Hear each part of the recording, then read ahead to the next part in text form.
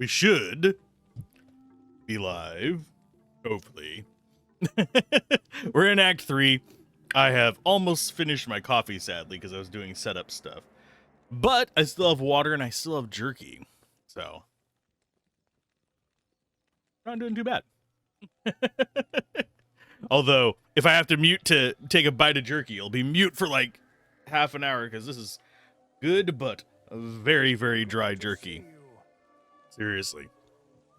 If you ever are going to try jerky in the U.S., try the People's Choice jerky. I am not sponsored. I would gladly take a sponsorship. If they'd send me a package every month, I would spit out their name at the beginning of every stream.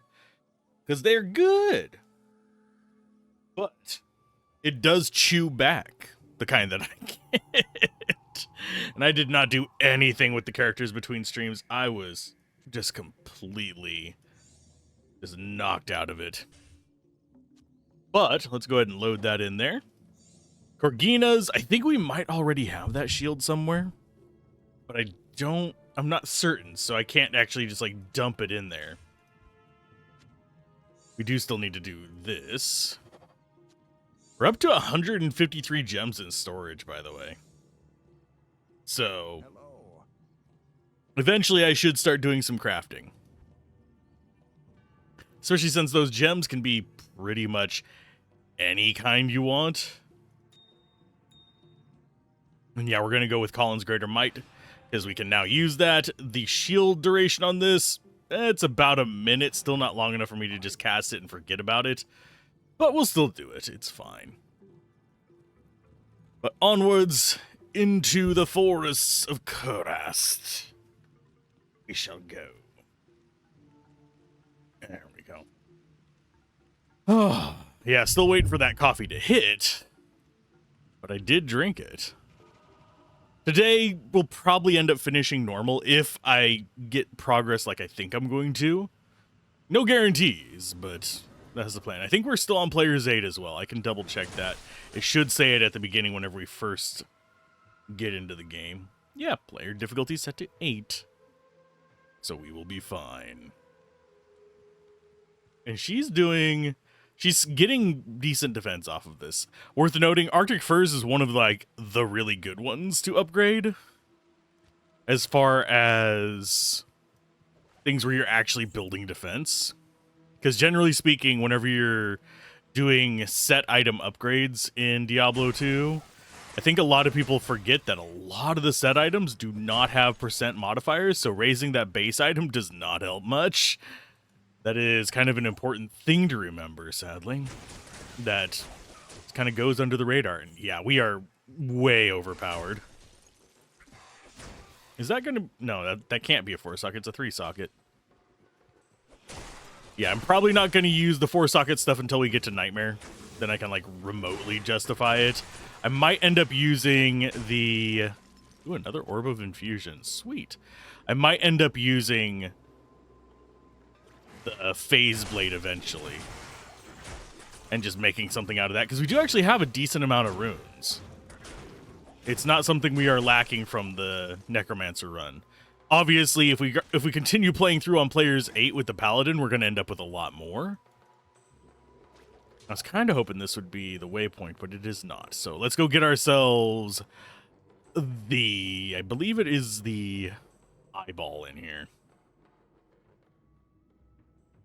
As far as stats, yeah, let's go ahead and dump all into Vitality. And we're going to just keep going into Holy Fire, max that out first. Base level is 17. Currently level 27 ourselves, but this is basically going to carry us through the difficulty. Yes, I want to kill him. Composite bow, probably not better than the unique composite bow. Edge composite bow that we have. We also had a unique bow that we were using for a little bit. She couldn't take advantage of it, but I think it was a composite bow as well. We're very composite today. I do wonder why Spinner was down there by himself. That is a bit strange. I keep forgetting to check. We're going to do that right now. Whether the normal difficulty claws actually got plus skills in this or not. It would be nice if they did. I have never understood why they didn't in the vanilla game, other than them trying to restrict possibly certain builds from existing. But we do want to keep an eye out for it. Oh no, poison spinners. Yeah, as long as we don't get hit, we're fine. We have a 75% block, so our chance of getting hit is pretty slim. There's the eye bowl. And yeah, he just didn't spawn with any friends. That is so strange. And yeah, that's a shrine there that we just don't care about. Okay, inventory-wise, we can identify that out here. It's 1 life per hit. What? What? I wonder if that applies to the AoE as well. Ooh. We'll take that instead of the fire resist. Yeah, we still have plenty of fire resist anyway. Oh, that needs to stay out so it can stack. Okay, so on we go. We're starting to see HP 4s. We can actually go ahead and grab that. I wouldn't mind seeing HP 5s. MP 4s, we're never going to have a gun in this, so it doesn't matter there. But you can actually get some pretty decent items even in normal, such as some like item bases for casters and stuff. So I do need to probably keep an eye out for gray items at least. Those could turn us into a machine gun with the sorceress. But now that we have that, I'm going to just keep pushing forward and see if we get a marsh skip or not. I would greatly appreciate a marsh skip. For those of you that don't know, I absolutely hate Great Marsh.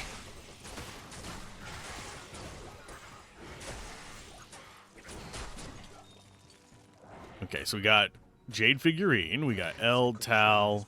I thought we had actually gotten Jade Figurine earlier whenever I saw that glow drop, but then I remembered, oh, this doesn't do glow on quest drops. It just does them on the orbs. And now is when we're going to start getting a crap ton of freaking gems as well.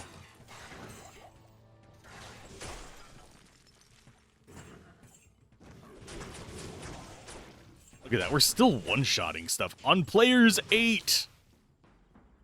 That is the nice thing about the Holy Fire Paladin. He's actually really strong in vanilla too, in case you're wondering. It will push you through normal difficulty without even like a second thought. Okay, so we're slowly building those up. Sorry if I'm not super chipper. I'm just still getting that whole waking up is hard to do situation. And the helm I believe we've seen before. I'm not positive. We are going to keep it. The gloves, What are you using? Attack rating, dexterity, cold and fire resist versus poison and lightning resist. I think poison and lightning is better and has more attack rating.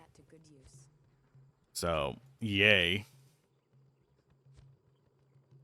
Let's go ahead and load those in. Drink those to get them out of the way. We don't really need an inventory full of that kind of stuff. And those aren't going to sell for a lot of money anyway, so it doesn't matter. Now, as far as where the path to the next area is going to be, we don't know yet. Because this is all still sitting within the rectangle that is Spider Force. We're just looking for a branch off. There is a spot down at the bottom where we could have had a branch off to the south. Chances of us having it that early is pretty slim. It's possible. It's just really, really freaking slim. And I am loving this rune word. Is it the best thing ever? No. But it just gives that little bit of extra damage onto our weapon. That makes it semi-useful. Ooh, a rare jewel. Thank you. And no, you. I was actually reading Reddit the other... Well, yesterday, technically. It still would have been the other day, but the other day being yesterday. A little bit easier to say it one way than the other. But yeah, I was reading Reddit yesterday and someone was wondering about how much magic find you need. You don't need much. And that's Flare Jungle. We did get a freaking skip. Awesome. That is always welcome. That means that chances are, since this is Flare Jungle, that Black Marsh is actually going to be off the southern side of the map. Just because of the positioning. Because they're the same size. Each of these zones is about the same size. So what happens is you'll end up in a situation where we have another 4 up there as well. Hey, Adam, how's it going? In this game, it even lists how much the magic find will do. Yeah, it shows the percents and stuff like that. You can kind of mess with stuff like that. But the thing is, for most enemies, you're either talking, it's already so high that you only need like 100 or 200 magic, 100% magic find to actually have a decent result, or yeah, in the mod it has one here that shows you this kind of stuff. But this is the impact on their base drop rate. So what happens, I'm going to go ahead and murder this guy because he's going to get irritating. But what happens is people are like, oh, it's impacting it massively. It's really going to not impact it massively because your base drop chances, due to the various factors, is like 1%. So you're changing 1% to a 3% with 200%, which is a massive improvement. But the more you get, the less of an impact it's going to have, first of all. Except for on blues. And whenever you're talking just like the normal enemies, those chances are super low. So you're making a big improvement to a very tiny number. Whereas if you're talking about like act bosses and stuff like that, where most people will be farming uniques, and in base you're talking about unique enemies as well, uniques and champions. On those, their chances are already high because they are guaranteed magic or better, just due to how they're set up. So 250% is more than enough for 99% of what you're doing in the game. Getting these like 1200% rates isn't going to really do much for most people and how they play. That is 2 energy, 14.7. I don't think any of these... no. I'll just sell those. We can possibly use them as fodder later.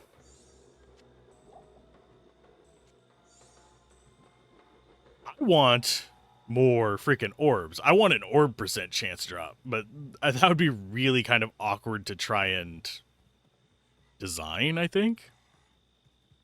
Yeah, we could re-roll 3 charms into 1. These are all low-level charms, and I would not be surprised if the formula bases it off the charms or your character level. Usually the 3 into 1s are based on character level, but if they base it like the other crafting recipes, things like, say, for example, blood gloves and stuff like that, it'd be based on item and your level, item level, and a few other things. Yeah. And we are technically way over leveled because we've been playing on Players 8 so much.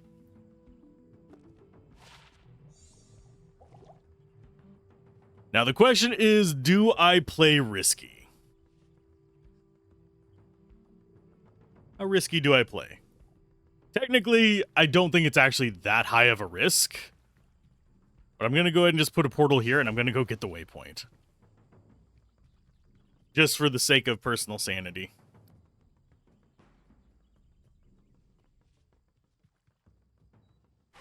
Oh, hi. Oh, now my brain is going to be in super revive mode. Oh, hi. Well, hello. For those of you wondering, Super Vibe is basically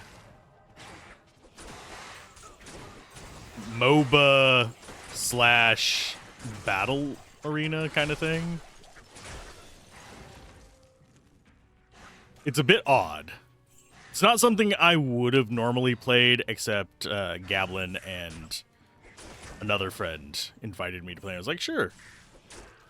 And I only play it with them because I know I will get toxic if I start playing that to be actually competitive.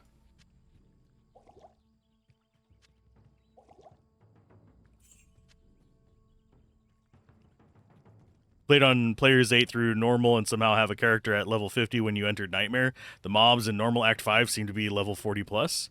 The mobs in Act 5 are generally disproportionately leveled. Just in general. That is not abnormal.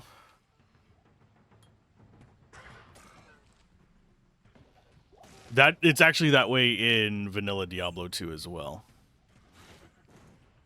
It's mostly just there so you can get up to level for what they determined they wanted you to be at for the Nightmare.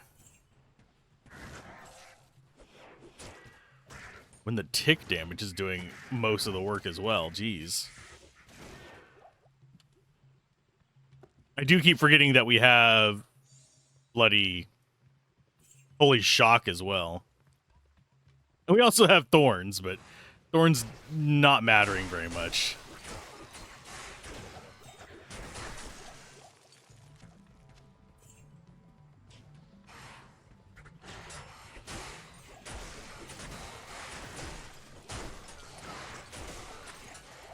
Players 8, which I'm trying to remember the last time I did players 8 normal. I think it was 45 to 50. If you bother killing most things.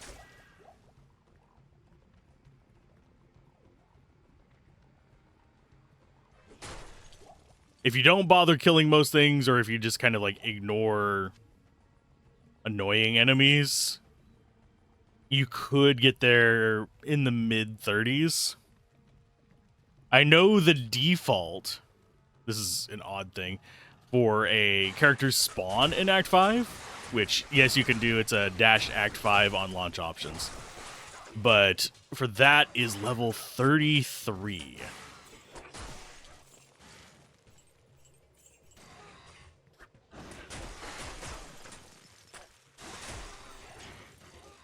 That is like the expected level for you to reach Act 5 at. I am killing unnecessary things. Like I shouldn't be going out of my way to moiterize these guys. They're not really worth it.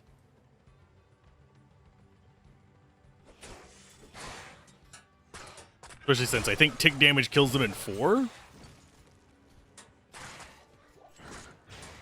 It's not what I wanted to pick up, but thank you, game.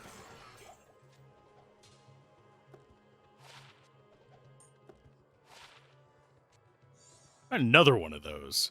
Why are we getting the exact same charm multiple times?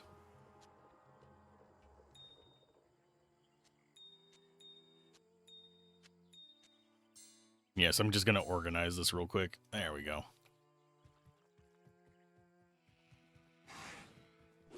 I didn't say you didn't kill things. It's just different ways of playing. I know on Poison Javazons, I usually end up in the 40s, and I play pretty much constantly players 8 whenever I do those. This Paladin, although going through with this guy, I might end up with a different level than I'm expecting. Right now, we are about where I'd be expecting to be. This is a heads up. Now, if we have to go all the way to freaking Lower Kurast to get our waypoint, I'm going to.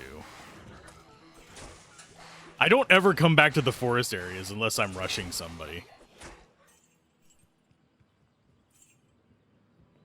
And that's because I don't have things set up to do bugged rushes or anything like that. I don't have the characters waiting to transition.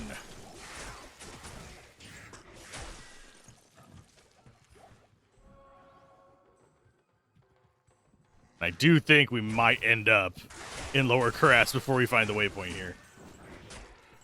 Is generally the direction I'm going to be taking is I go east. If I see some of the little totems outside their little branches, I will go in.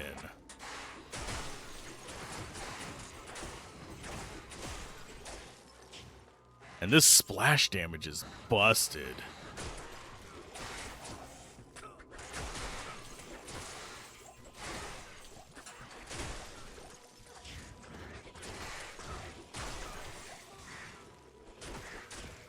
I can only imagine what a higher level one would be like.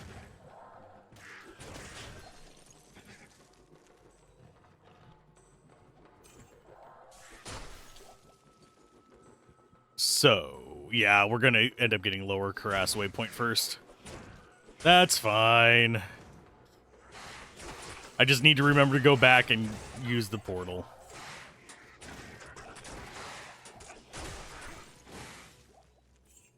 Back here.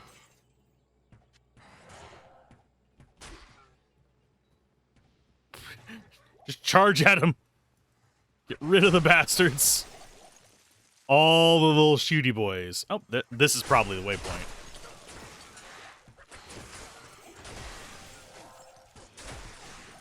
It does feel like we might be getting a little bit more XP. Just a little bit, not a lot, because usually this place is normally 2 to 3 levels. Just by going through the above ground.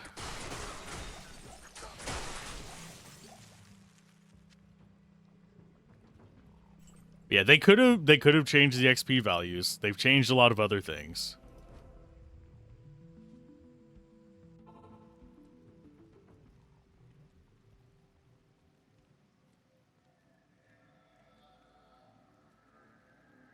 Okay, skill-wise, another point in Holy Fire. We're actually 1 level from maxing that out, thankfully.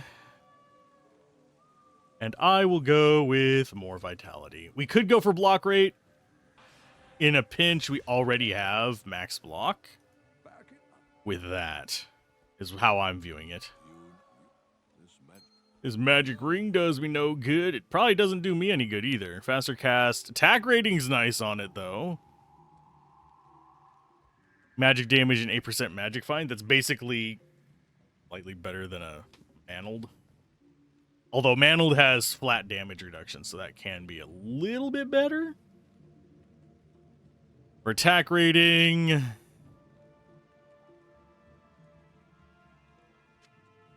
think we'll take it over the Peace Ring, even though the Peace Ring does a little bit for us. Stay a while and listen. Garbage, garbage. So everything on the left gets sold.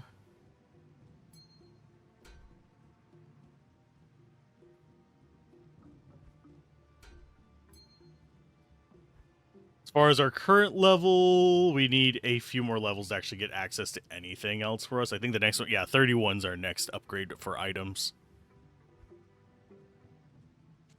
Okay, everything on the left gets sold. Everything in here gets stacked up. That gets sold. That gets kept. Because rare jewels, if we need them, we really need them.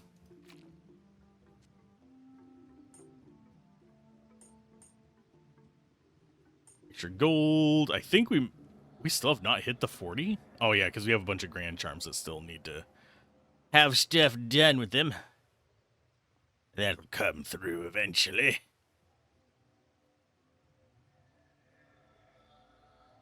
Jewels? For crafting, I meant.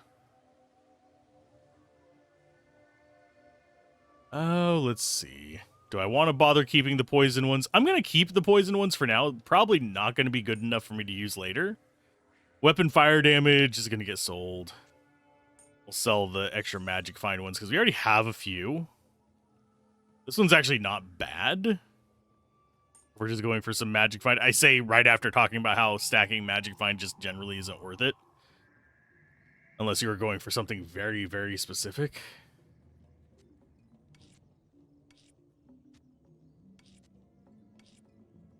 When did we get a Rawl?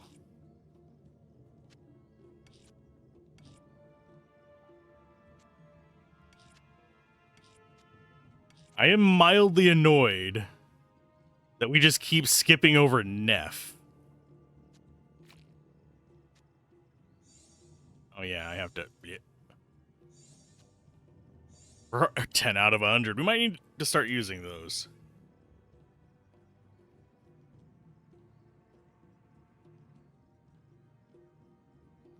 But yeah, rare for crafting.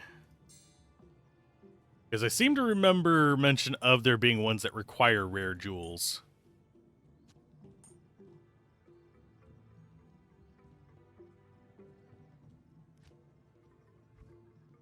Okay, so you all go in there, and this is why I like the newer gems, because you can just have however many you want. I do wonder how many lines of the tables that is for.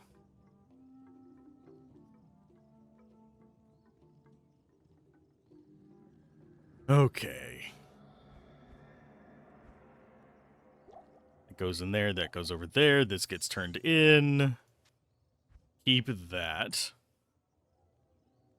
Higher upgrades use rare jewels and Orb of Infusion. Okay.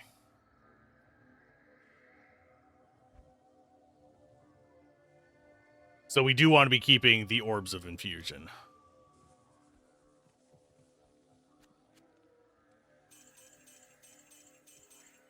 Sell garbage. Be on our way.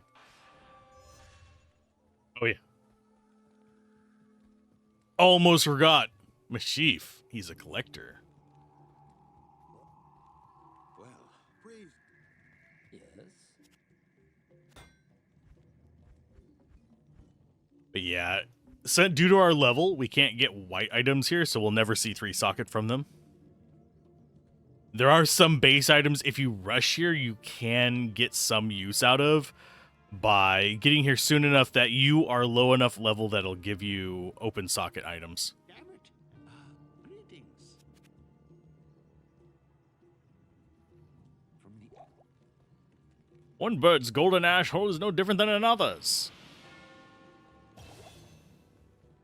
Oh, and we should talk to Ashira to get rid of that other one. Can we use for increased attack speed on weapons? Are there any damage plus upgrades? I would love, absolutely love, something like Grief's damage plus for upgrades to weapons, not just put in there. Soul, if I remember correctly, doesn't function like that. But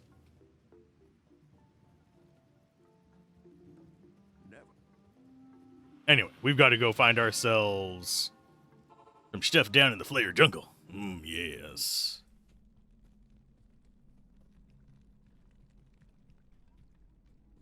Oh, and for some reason this conversation popped up in my head. I didn't participate in the conversation, but someone was actually annoyed at people using southern accents. Oh, Jesus, I did not mean to click on you. Using southern accents because they just naturally have one, which is fine.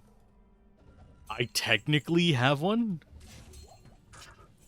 I slip in and out of the various accents I've grown up with, depending on how tired and day of the week, pretty much.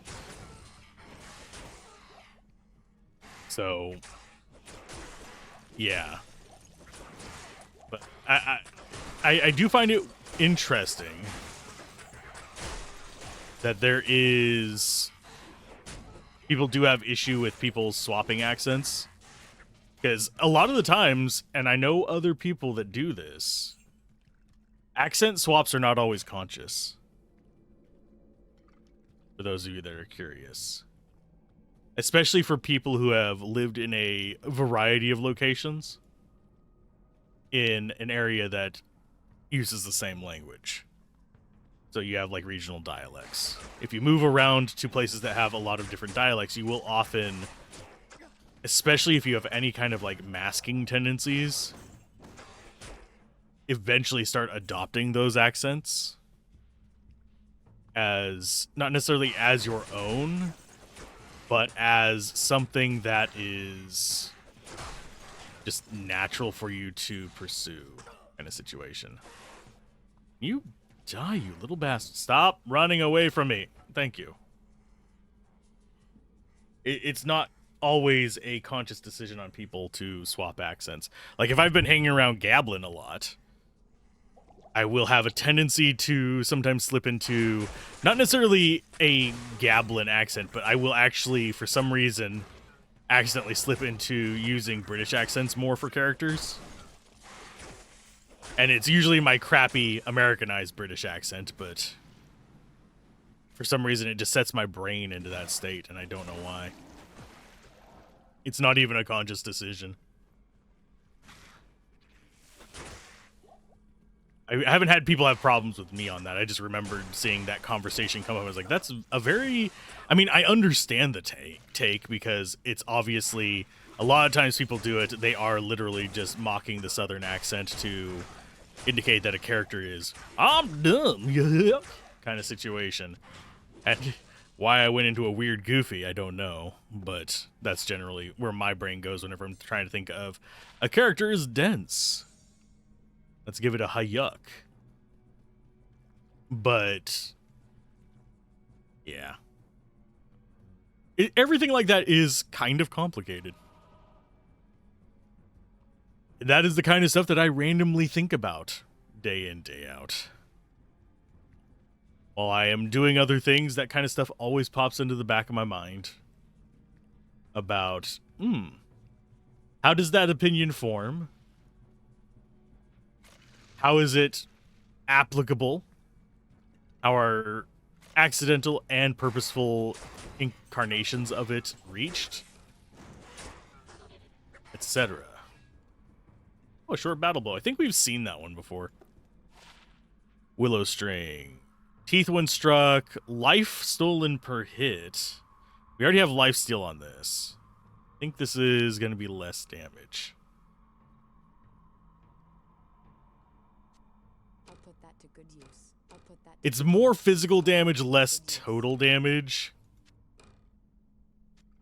I'll put that to good use. I don't know if I'll use it or not. And I forget what this layout is like. This is one of the weird floors for third.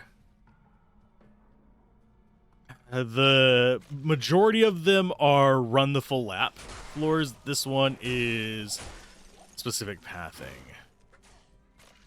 I want to say it's over here in the bottom left, but I could be misremembering. And I am. I'm glad I came here, though. Orb of Infusion? Yes, please. Why are we getting so many of those, besides just the player count?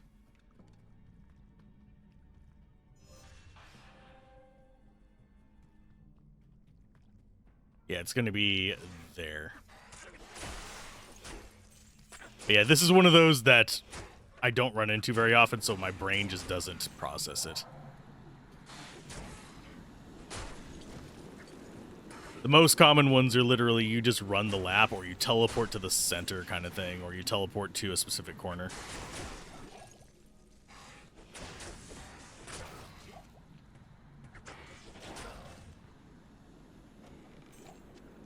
There's the brain. Let's take the kite shield. And out we go, and we just go into lower caress now. Sorry. Go ahead and identify it for me, you weird old man. And yes, I am feeling compelled to actually stack these each time we come to town. Otherwise, I'm just going to end up with an inventory full of frickin' runes. That's actual garbage.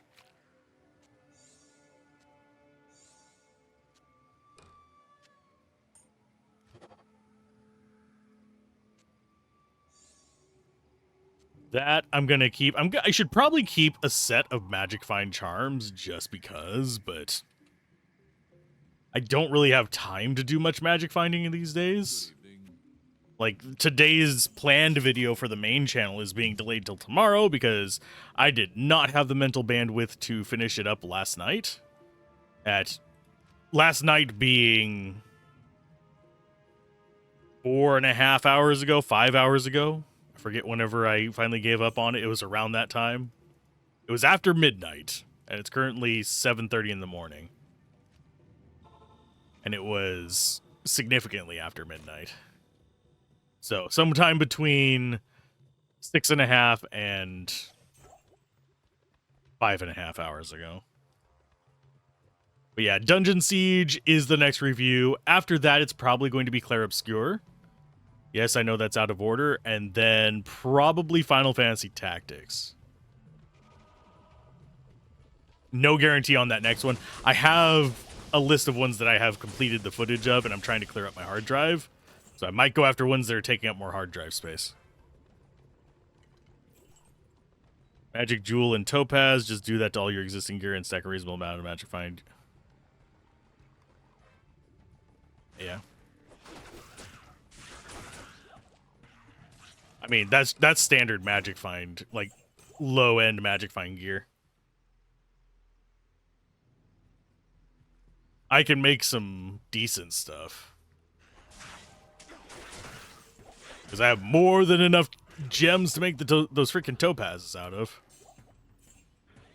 And yeah, I am selling magic jewels because we have a massive stash of them already. Not that I have anything in particular against them, it's just we have a lot.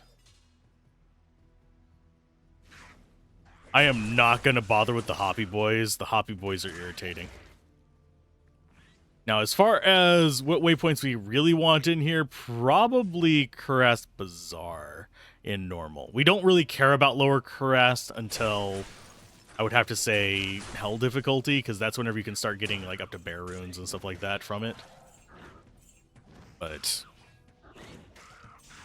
you'll charge the hoppers. I mean, that's not a bad idea. They don't do any damage, so I just don't care about them. I know that's kind of sad, but it's just, Well, we got the waypoint at least. Unfortunately, it also means we went the wrong direction for the exit. Because all we have left in this act is Sewers, Travancore, get our stat points, and then Mephisto. It is a fairly straight line. I do need to be picking these up a little bit.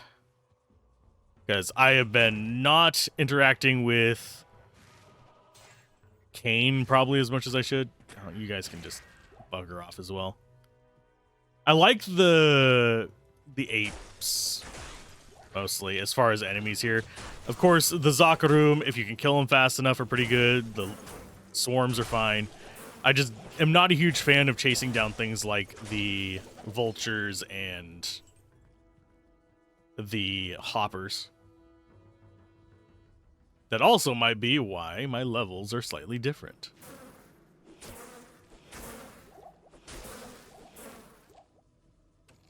I should probably clip some of my rants, by the way, so I can just make videos on them on one of the side channels. I have side channels that I don't link to my gaming stuff, by the way. Kudos to people who have found them, but I'm not sure if there's much overlap in people who have found them and the main channel. The only side channels I link to the main channel are my gaming side channels. Of course, the gaming stuff does get most of my attention. The rest of it is kind of like the PBS of content. Made possible by viewers like you because it's helpful for you. Rather than, we're exploring new things. And also, the side channels are not as consistent.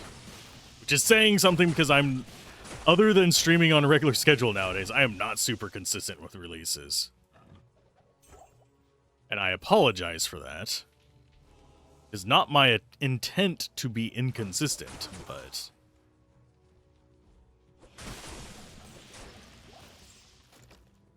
it do happen.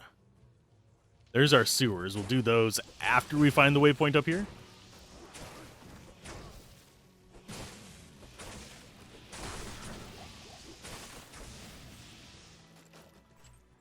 Fuck was that noise? People be loud lately. Yeah, it's people slamming car doors.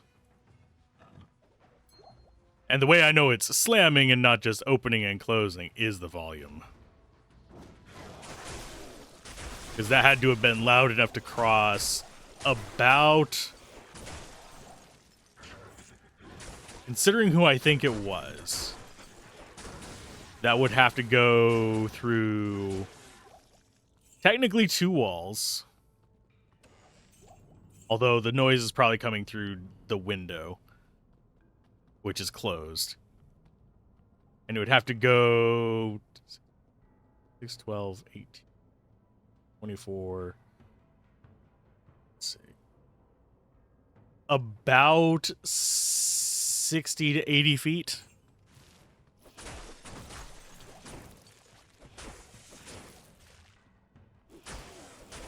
To reach that window.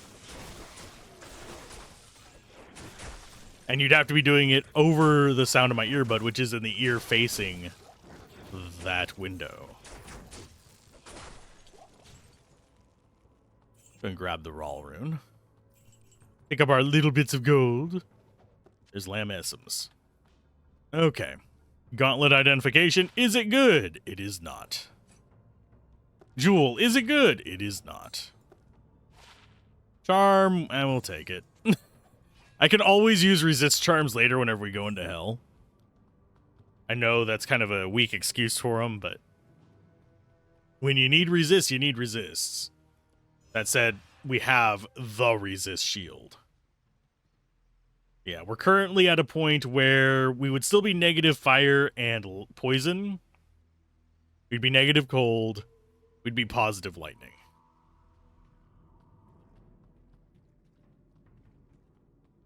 And I do love that hover over.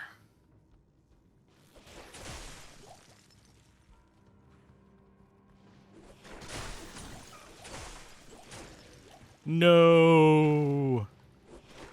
Raider mummies.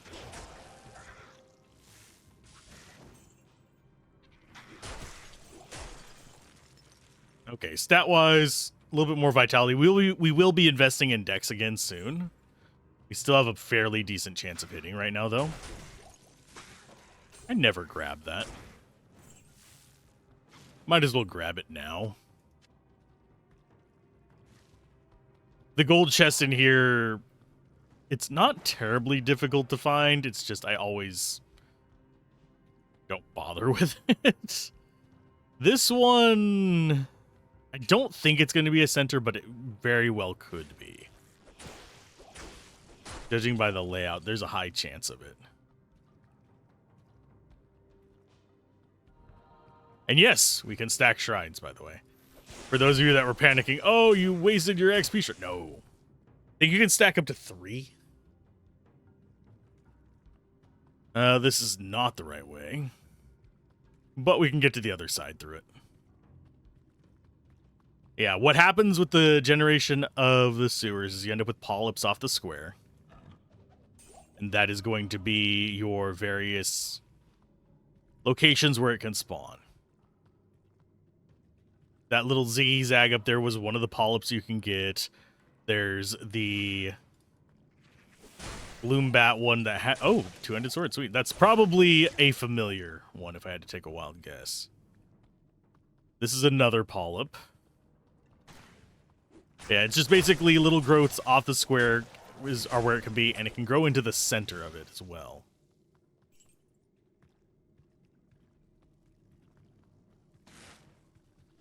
So that's why usually I'll do a skim around the edge first, and then I'll go into the center. Usually bottom center.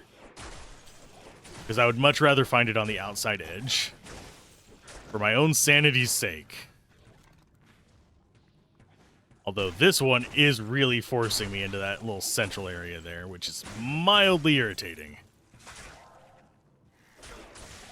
We're going to check it.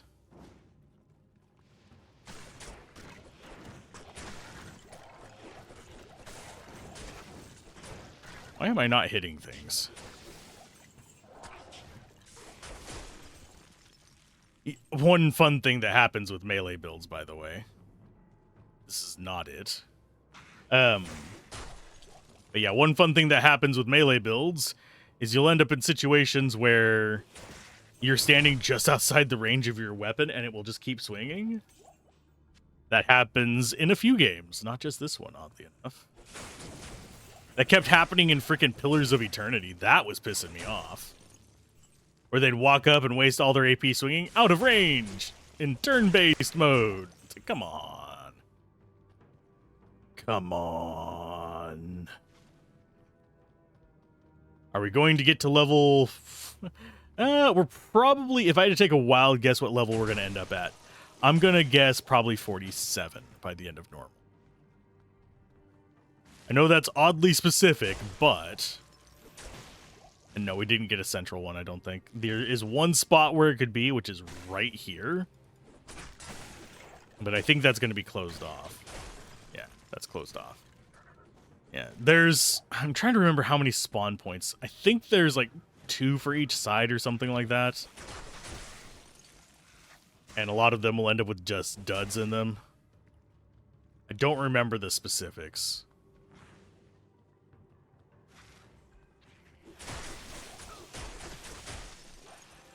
And then there's the actual center ones, which I think is 4 total polyps. I probably should stop calling them polyps, but it's where my brain goes with random growths.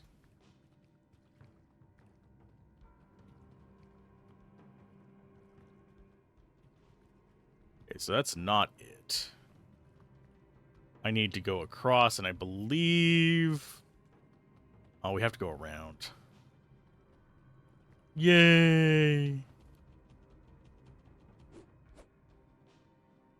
That is the only thing I don't like about Charge. It's expensive as hell.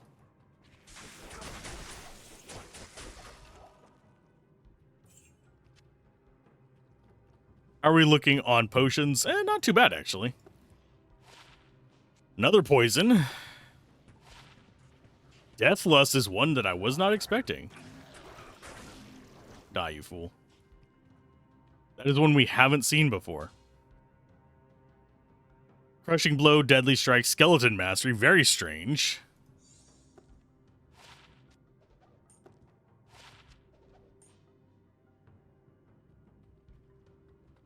But yeah, we'll go ahead and grab this here nonsense. And then it's really just a... We don't have any more randomization as far as pathing until Act 5. Well, we have Durance, but that's literally just follow the wall in normal.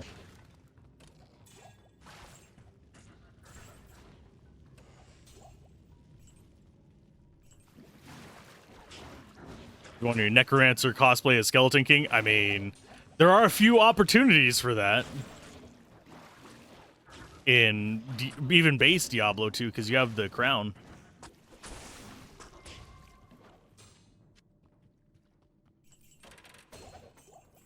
Although, the main necro weapon, if you're going for like big two-handers in vanilla, is going to be the War Scythe.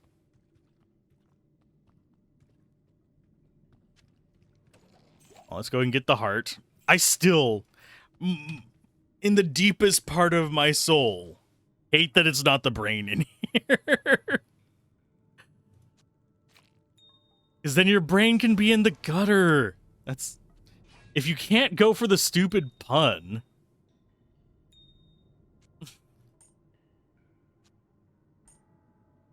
I swear to Gouda. Yeah, he uses a two-handed longsword. Leoric. Greetings. Let's see. Lightning damage and lightning resist. We're just going to keep those for now. I'm probably going to end up just scrapping them. They're not exactly important items, but...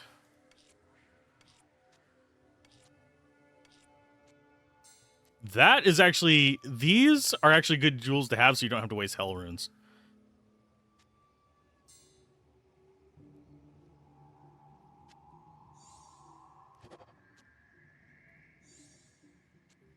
Okay, those can go in now. Drink that. This goes into that pile. Drop Lamesums off for 5 more stat points. We're going to put those into dexterity for block. May the Black Book deliver us from evil. Yay, 68% with a tower shield. 75% with this. Although we actually have pretty decent defense for this difficulty. It's not for long term. Long term, you need a lot more. I really am tempted to sell that resist charm, but I might need it later. Depends on how everything's set up.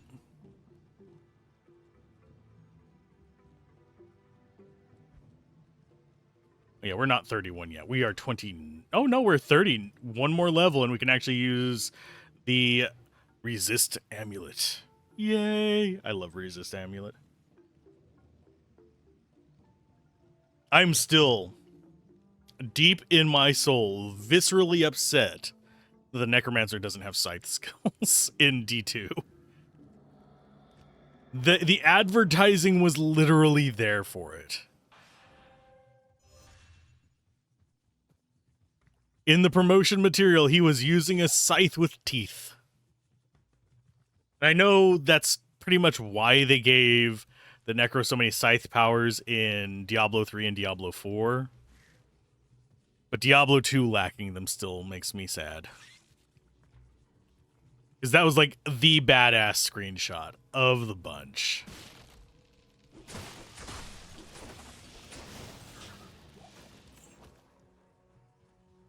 Okay, so the exit is going to be top corner. Might as well beeline for it.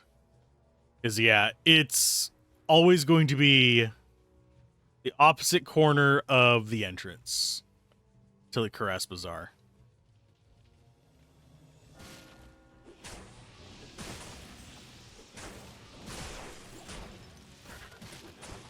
Should I get an Act 3 mercenary and just run with that? We could. Funnily enough. It would not be a terrible idea to run an enchant mercenary. Which would just be, but we would have to kind of dig up specific gear for them. They would probably inherit the shield that we're using if we get another or something better. Which I think we might actually have something better. I just didn't transfer it over because I didn't feel like digging through stuff.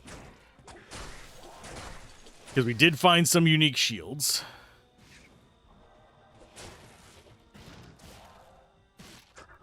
I'm not going to stand there and let them just tick die.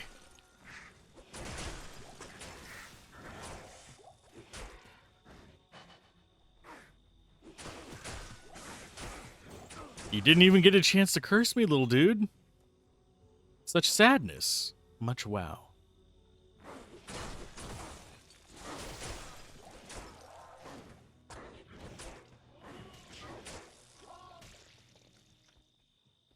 The noises were very accentuated there for me. When they die, they let out a little bit of a death howl. Noise. I rarely ever actually notice it, because usually there's so much other noise going on. I just don't know why it was so accentuated in my brain. We'll grab you. Yeah, we shouldn't have... We might have a little bit of trouble with the Travancore. I'm not entirely certain yet. I don't think we will. There is a possibility. Let's put it that way. Those are actually fun areas to go in Hell too. They're 83 and... I think the one's 83 and one's 85, but I don't remember for certain. It might be 83 and 84. Second combat shrine. I do wonder if they stack, because you can have more than... They probably don't. It's probably treated like auras or curses. Kill the High Council. Bring the High Council low. Mercenary might die here. We'll see. The temple shall shine anew with the light. Hey, stop standing next to the door so you can stop getting shot by the fireballs. Thank you. Thank you. Please do not do things such as these. Alim's will. Bom, bom, bom. Boots? They meant for walking. Is walking what they'll do? We got 3 resists on it, not all 4.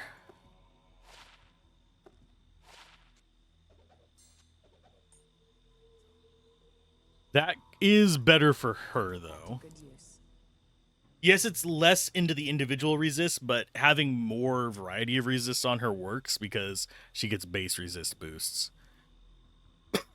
Oh, wait. Yeah, it only has 3. It has poison, lightning. It only has 2. It's poison and lightning. Did not notice the scaling one was poison. So fire, lightning, or poison, lightning. I think we are going up against Diablo soon, so these might be better. Against defense, lightning resist, poison resist, half freeze duration, poison length reduction. I think poison length reduction is pretty important, though. I'll put that to good use. I'll put that to good use. I'll think on it. We still have crap on our swap, by the way, that I keep forgetting to take off. If you're wondering how I usually manage Holy Shield, by the way, besides getting really good layouts here, is usually what I'll do is I'll have my weapon swap, have plus skills and stuff like that, do the Holy Shield, and then swap back. That way I don't even necessarily need it on a hotkey.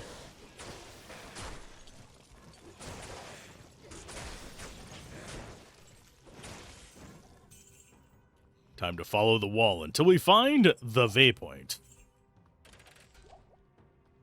Now, one thing I have been considering doing, I saw a speed run of Expedition 33 last night. I think I could do that.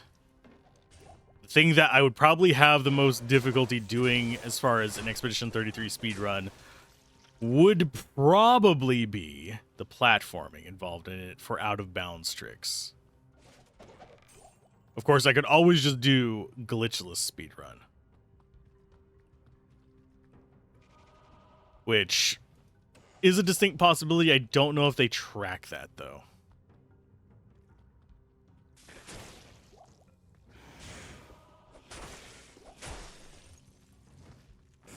Okay, this is not going to be it, but we're going to go ahead and kill the guys in here anyway for XP. Because we have high resists, and frankly, the zombies are never a threat. Almost always only the fire boys if you have crap resists, and the whatchamacallits. Explodey bone guys, the fetishes. Why I'm calling them whatchamacallits, I don't know. My brain just, it doesn't work these days. It functions, my brain is essentially on life support of caffeine and cynicism.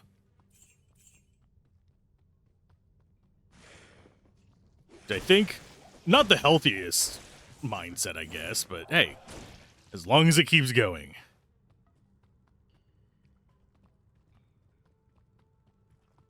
Oh, lordy. Oh, we got a unique mall. Is it going to be the one I want or a new one? It is a new one. Melee mastery, increased attack speed. Doesn't have crushing blow, but it has monsters rest in peace, which itself is not bad. Popping my wrist, popping my elbow, popping him in the face. Whole batch of you, nice. Do we keep it on players 8 for Mephisto? Sure, why not? I don't think it's gonna be a problem.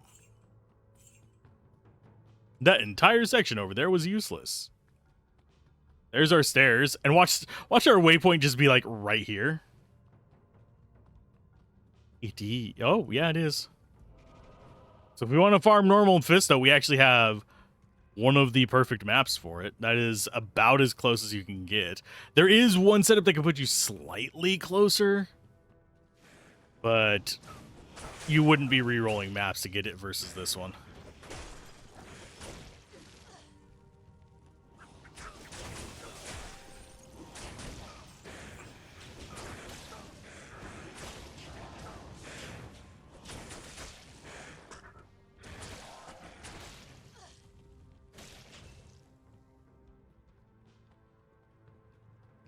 Stat-wise, more dex. And this is our last point into Holy Fire. Oh, wait, no, we can go up to 25. Doip. We can actually get a stronger Holy Fire Din. Okay.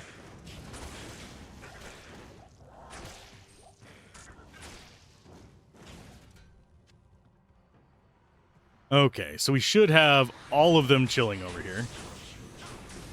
I want them on me rather than my mercenary, so if they can come up and start, like, whacking me with melee, I would greatly appreciate it. That way I can get full value from my zeal.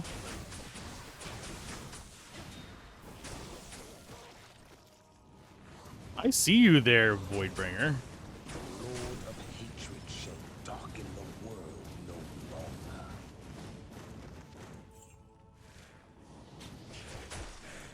Just tanking players 8 Mephisto. It's fine. It's not the end of the world.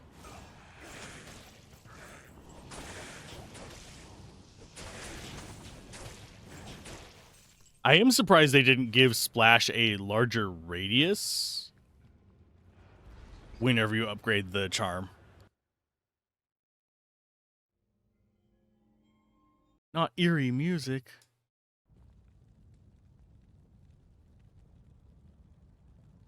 Oh, let's see. So I can see chat. I just put my water bottle like right in front of chat. I apologize.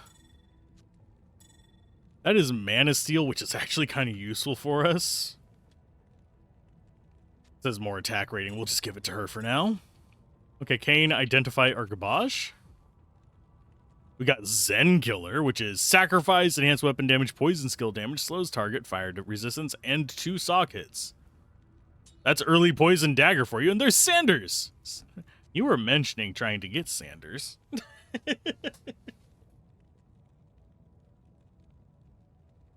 Lord, I'm going to steal a little piece of my jerky real quick. It'll make me regret life.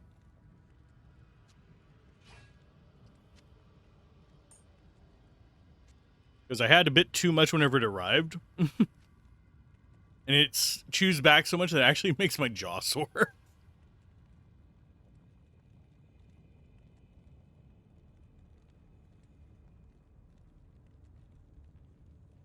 So I only do small bits now. Let's see. Attack rating, no. Claws can go. The boots can go. I'll get rid of them. That skull needs to be thrown in with the other gems. 62. I think we can just deposit that. We don't need to be carrying a ton of gold on us.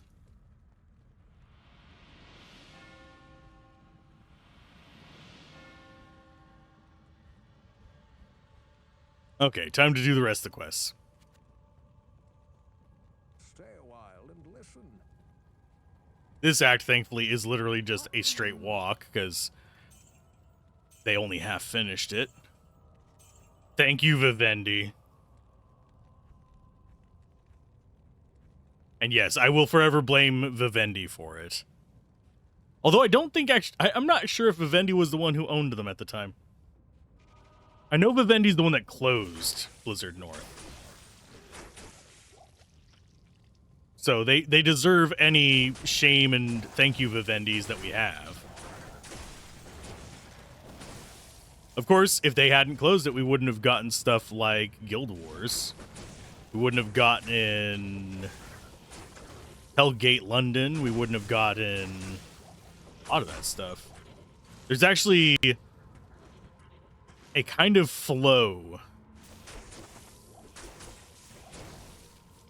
with that kind of stuff where companies just start gutting their studios and it gets rid of the teams that And yes, it is a team effort to make a great video game, unless you are a solo dev indie. And even then, it's usually a team effort. It's just some of the people you paid for assets and stuff like that don't get credited as much. But yeah, usually it's a perfect storm that gets you that legendary game.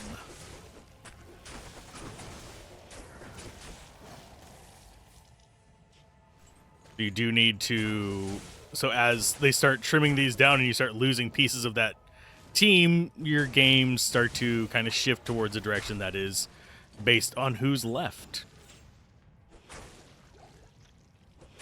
So some things will start missing input because guess what? Fred from the janitorial staff was the reason they came up with that really cool idea. Although I don't think that the janitorial staff really has that much influence on it.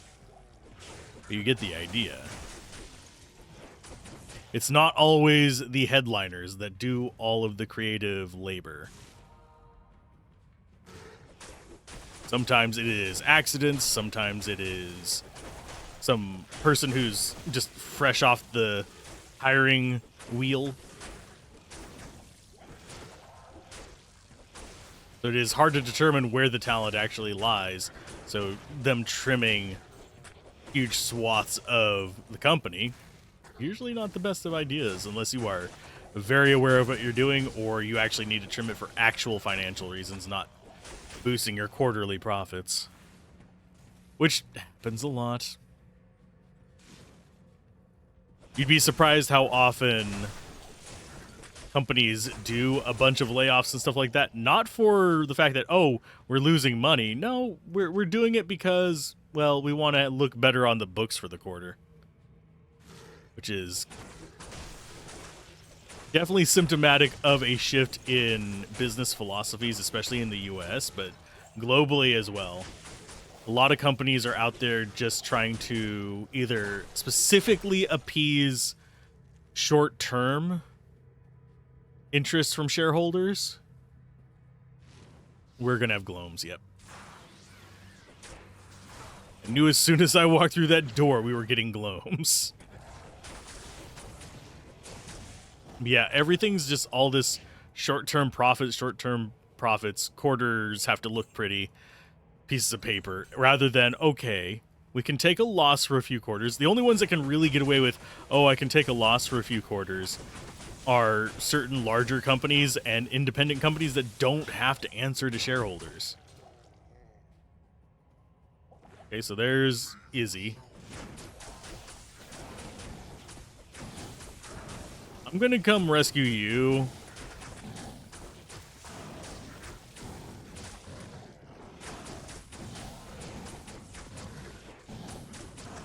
There you go. Come on. Summon, thank you. Tyrael was a fool to have trusted me. So holy, while so far from righteousness. Was he really a fool to have trusted you? How far out is your explosion, by the way? And yeah, I'm not actually worried about gloams right now in normal. If we got this layout in hell difficulty, yes, we would probably be getting our teeth kicked in.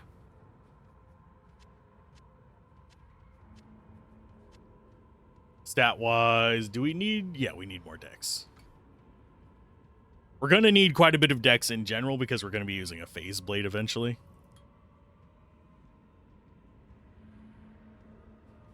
22. And yes, we can get bases higher for synergies as well because of that. Now, should I play smart and just go along the edge? Probably, because I don't particularly like gloams, even whenever I have tons of resists against them. Resists. There we go. I could speak it today.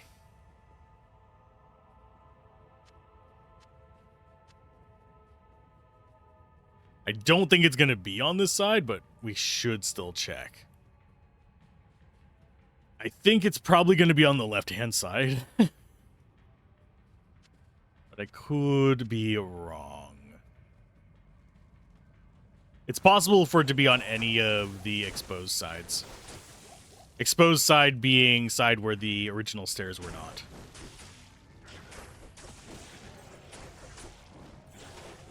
Okay. Welcome to the tube side. Team red, team purple, either is fine. As long as you are having a good time. And yeah, also worth noting, Twitch has been having ingest issues the past, geez, like 3 days. Oh, and it is on the bottom side, sweet. But yeah, Twitch has been having ingest issues the past few days.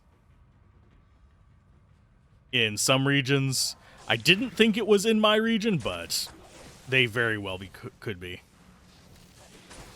And that could also just be the entire CDN in the area is having issues. I know East Coast US was having a lot of issues 2 days ago, specifically. Because someone I was watching over there was having problems. And even just a day ago, one person I watch had some issues, and they're on East Coast too. So they might be going through the same ingest. Personally, I go through... Usually I'm either going through Washington or Dallas for ingests. Yes, it varies. Which, yes, I know those are very far apart, but...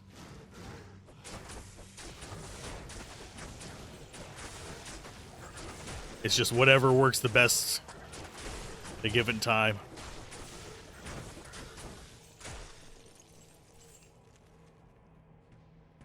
Do I bother with the Forge? There's no downside to it. And also, the chat on Twitch tends to get real finicky whenever they have ingest issues. I don't know why there's a link to that, but...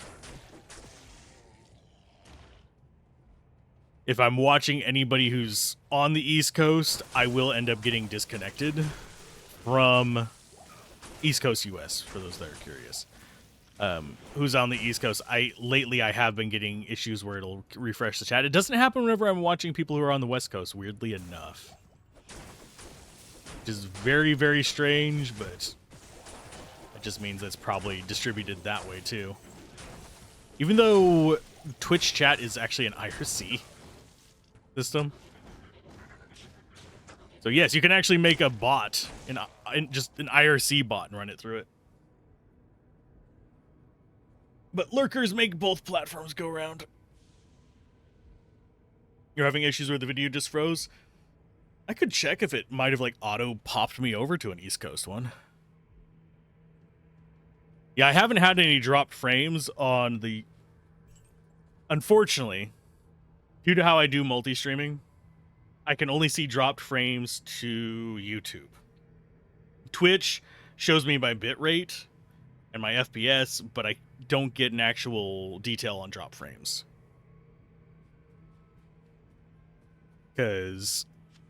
So I can actually stream properly to YouTube without having to go through like an hour and a half of setup every day. It's not really an hour and a half, it's about 7 minutes, but without having to go through all that and changing a bunch of settings, I give up that kind of analytical data to Twitch, which sucks. I can still see which one I'm going through, but I have to open up a different window for that. And I do that whenever I'm having problems or whenever I know there's issues going on. If I want to connect to a different server, I can manually put in which ingest server I go with.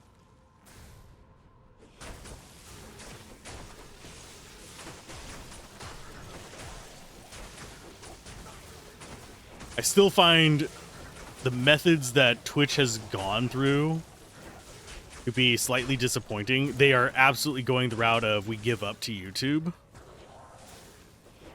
with a lot of their stuff. If they would have gone with actually trying to compete on the video front, I think they would have had a better long-term result than this harsh cutoff that they've done.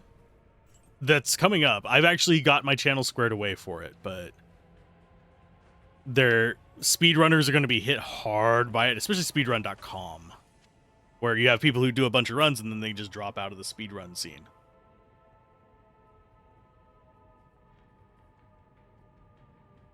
But yeah, if you're having issues on one platform, never feel bad about going to the other one. I do not segregate. I do not discriminate. There we go. That's the right word. Alzorath can brain. But yeah, I don't discriminate based on platform. That's one reason why I'm trying to come up with a way to do a proper channel point thing over on YouTube. Currently, it's not super easy, and it's slightly gameable, because it's just based on how many messages you send.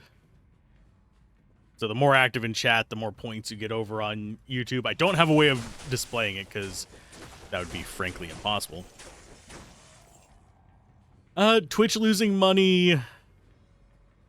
Yes and no. It kind of like the thing about YouTube losing money. I think if Twitch would have gone to a persistent video platform approach, where, yes, streaming is still like the bread and butter and the focus, if they would have tried to compete on persistent videos, just even, I want to say 2 years back, instead of trying to cut everything off now, they would have been in a better position. Because persistent videos, if you can find a way to let people surface those, and you have it on a non... like, yes, there's always been like some weird issues with, oh, Twitch has a bunch of porn on it kind of situations where it's literally just people flaunting their bodies or exercising in front of a camera. And yes, there are male ones for that too. But people just like flaunting that kind of stuff. Mainly is the hosting fee.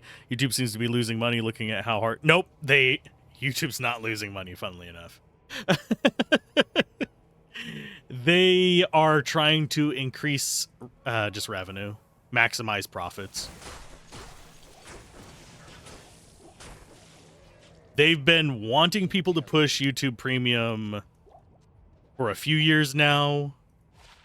It's kind of weird to explain. Let's go ahead and identify this, see if it's any good. Nova Spine. It's not bad.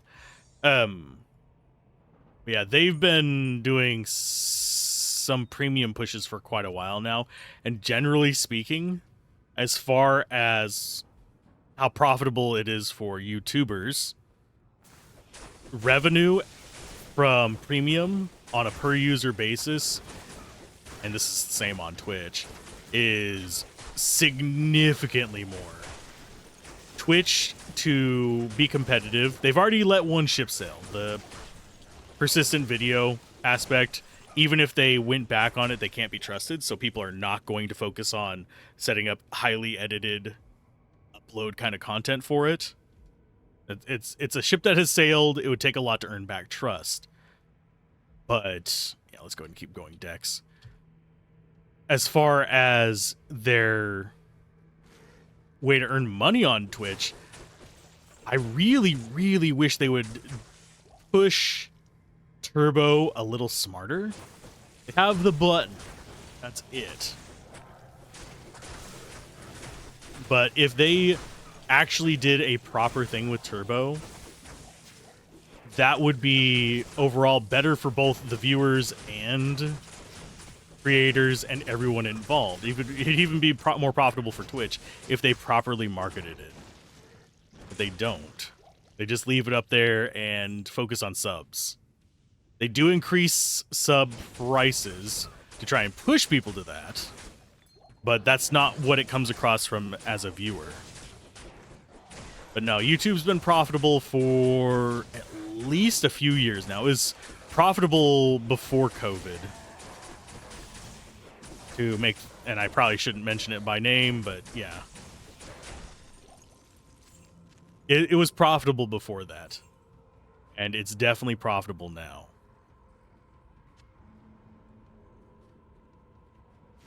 It's just they want more profit. And really, premium, as far as the viewing experience on YouTube, if you are not using an ad blocker, premium is the best deal. Because as far as revenue goes on a per viewer basis, it is significantly higher than ads. Like, you could watch... I'm trying to remember how much it comes out to. There is a way to break it down. But yeah, it's all over the place. I'd have to like break out my notes and crunch numbers and stuff like that to give you exact amounts. But needless to say, if you go premium, it's great. I do wish... I know that... Sorry. There we go. I know that YouTube's never going to do it. I wish that YouTube would give us the opportunity, like, if someone's a channel member, let me turn off ads for them. They'll never do that. Which disincentivizes channel memberships, which is one reason why Twitch subs are better than channel memberships. Because you have more control over that specific reward.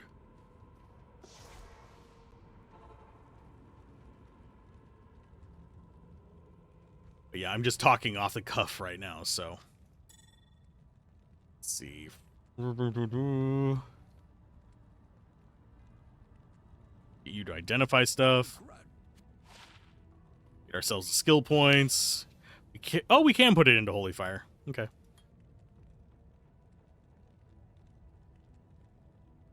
So now we have Holy Fire doing a crap ton of damage. It's maxed out. We want to sell that, I think. I think that's why we're holding on to it.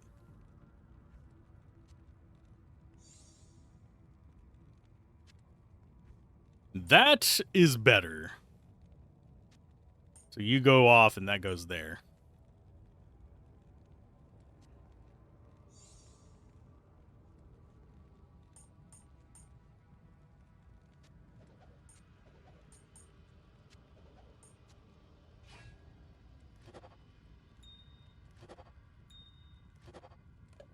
Look at all those freaking runes. Okay, faster hit recovery. It's going to go on the ground for now. This goes in there. Now we stack up all the bloody runes.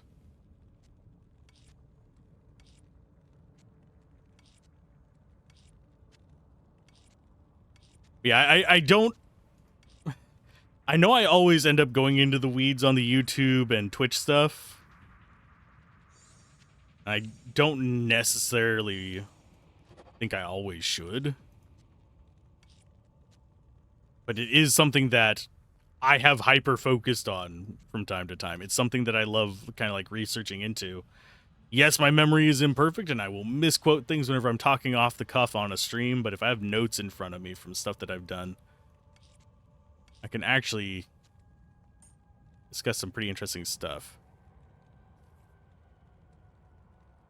How's the player base on this mod versus PD2? This mod is single player. I probably will not be playing the PD2 season.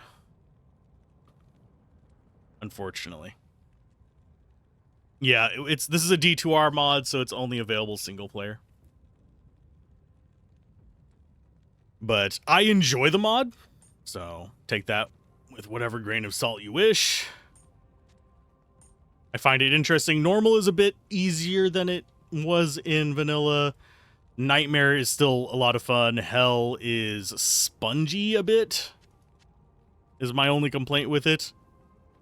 Not exactly harder per se, it's just the things that you're actually going to be dealing with just have more durability.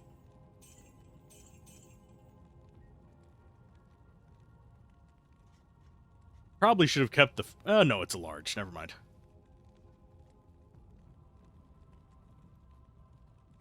But yeah, magic items are more interesting. Rares are more interesting. Has more uniques and sets. Pretty much, it is D2R meets PD2 kind of situation. Different items, of course. You have corruptions and stuff. Let's see if we can find the screen. Yeah, there it is. You have like Orb of Corruption, Conversion, Assemblage, Infusion that allow you to upgrade various things. You have new crafting recipes, that kind of stuff. But yeah, I'm just going through this chill. If I were going to min-max, there's probably a lot more that I could do. I'm just not terribly interested in min-maxing right now. I just got done with the harrowing experience that is Expedition 33, which 100% recommend. I will shout its praises from the rooftops. I have been playing games for pretty much 40-ish years, and I've been reviewing games or doing game coverage at the very least for over a decade. Reviews I've only been doing for about 3 years? 3 years. As far as consistently doing them, not just trying to get in the groove of doing them. So, yeah, out of the hundreds of games I've properly reviewed and thousands of games I've played, it is actually my favorite still. Even after I've let it rest in the back of my mind. We just went the wrong way because I was not paying attention to where I was walking. But how's it going, Chef? I'm sorry if there's currently Twitch ingest issues. I am noticing that it's not hitting reds, so it's not saying that it's actually dropping stuff, but Twitch is actually having just a regular down spike on its graph. I can't see drop frames to it because my drop frames are marked for YouTube. Just because of how I have to prioritize which one's the side stream from OBS. Both have same quality video, same quality everything.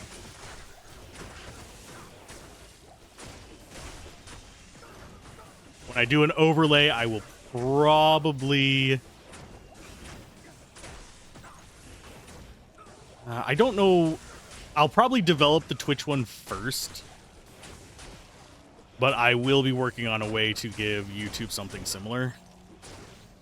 I have thought about co-streaming to them and having just YouTube chat be exclusively to YouTube.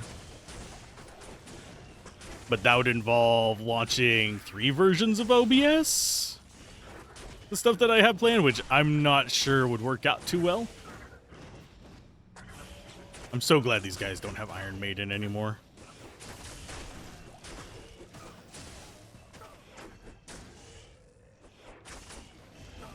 And yes, we're on Player's 8.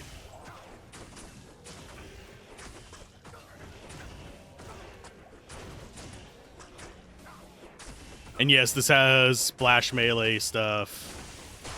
Pretty much quality of life things have been greatly improved. There's some weird quirks that are necessary just to get it running with D2R due to limitations. Jesus. Listen here, you guys. I know I didn't invest a lot into Vitality, but you can stop. Don't punish me for it. Saw my life going down. I was like, oh, crap. Okay, we'll grab some of the 3s, I guess. You have a 5 over there. There we go. That should be our belt. Relatively full? Yeah. We're saving those poisons for stupid crap. TM. Just for anyone who's curious. I like my stupid crap.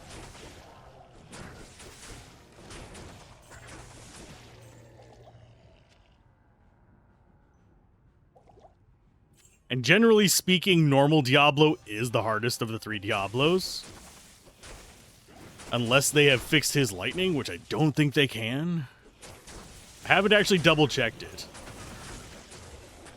Because we were playing a Summon Necro on the first playthrough. Which does not do well at checking if you can just underhug his lightning.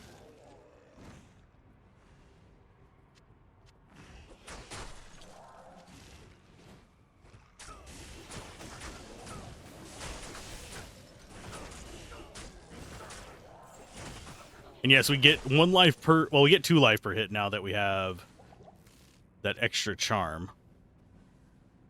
It's not a lot of leech, but as long as we're attacking fast, we're happy. And yes, weapon durability is way up in this. You don't have to repair every 5 freaking minutes. Stamina is a non-issue unless you get hit by stamina drainers.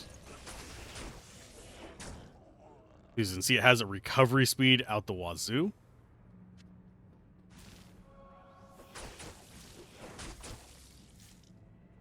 Okay, stat-wise, more dexterity. There we go. Block is 75 with the shield up. We actually have maxed out our skill there. Think we want to go more zeal. Currently at 5, though. The main reason I'd want to up it is attack rating. I think we're fine without it for now. So, more resist fire.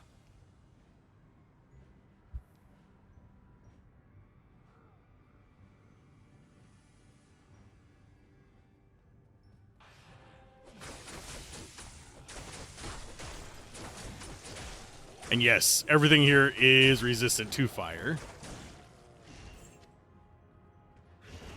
Yeah, we don't even need Holy Shield up just yet to get 75. We will eventually, unfortunately, but by then we'll have enough plus skills that we can get away with it. I think our next upgrade is 35. Could be misremembering.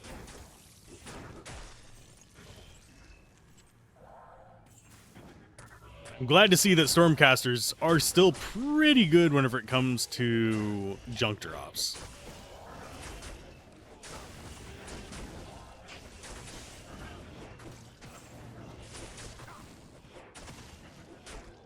If you're wondering what I mean by junk drops, it's going to be potions, scrolls, and runes and gems. Yay, Vidalas. Something we really don't actually care about.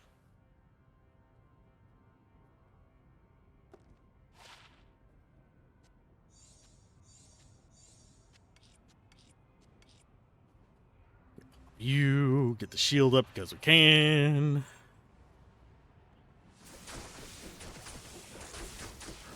Oh no, he's immune to fire. Whatever will he? Oh. Whatever will we do? He did.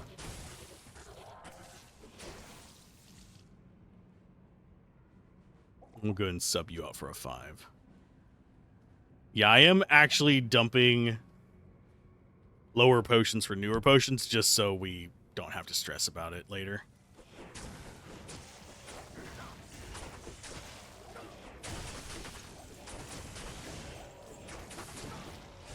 And no, this will not work all the way through Nightmare in Hell. It's just not going to be strong enough, so we are going to have to switch to probably a caster setup, if I had to guess. What we're going to do, we're probably going to do something castery with Smite. Smite for just getting that crushing blow on bosses is an early little bit of oomph. We could go straight Zealot. We do have the bases for that. We could do Phased Blade, Zealot of some sort with some crushing blow. We have 3-socket Phase Blades and 4-socket Phase Blades. We do have a decent amount of runes. I don't think we have the runes for things I would really want, but there. We could go with an Act 3 Mercenary for Enchant if we wanted better attack rating. Of course, she's actually really good for chance to hit. We'll see it she's not doing it very often right now, but whenever she uses Inner Sight, life becomes significantly easier.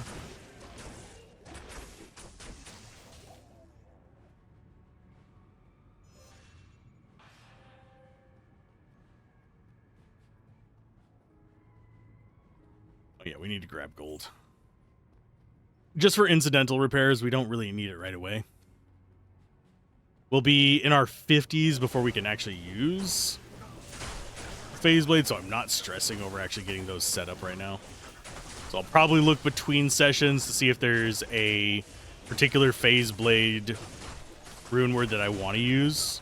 I will favor new ones, by the way. Just to be clear. Even if they're slightly inferior to classic rune words or... well, not classic rune words, LOD rune words, and resurrected rune words. Just because trying new things. And gotta catch 'em all applies to rune words too. Thank you. What else are we missing in here? There's an Ith rune.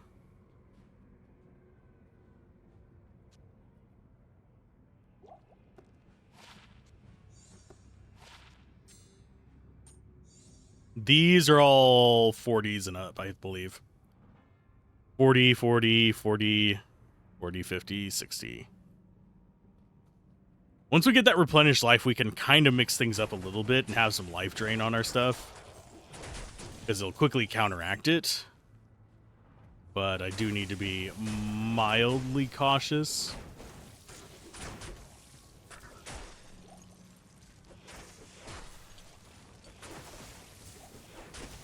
Now, what he's probably going to do, if I have to take a wild guess, he's going to ice hand me right off the bat. Diablo's ice hand is a pain in the booty. Now, as far as back into the like YouTube depths of things situation, as far as how things work on the different platforms, chat and likes on YouTube generally promote the video further, while on Twitch it's just how many people are watching. Just popping my neck real quick. I've been having old man day.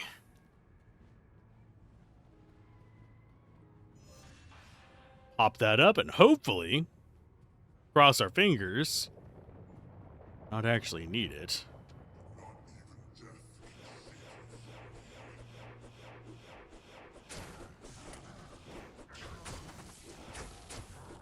We're doing this on Players 8. Am I gonna regret it? Abso-freaking-lutely. And there is a reason I stood here. Because yes, you can do it on normal, but you have to kind of get up here before he spawns. Otherwise, your character will just walk up to the edge unless you are doing something weird like the alt walks. I can't carry it. Let Diablo's death end the reign of the free. Oh, interesting. I mean, it's flat out better than what we had. 20 life, no green on the belt. Got some magic find, though.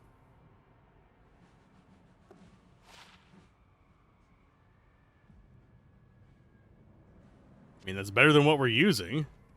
Makes us walk slow, but that's not the end of the world. Tankreds is not bad. That's angelic.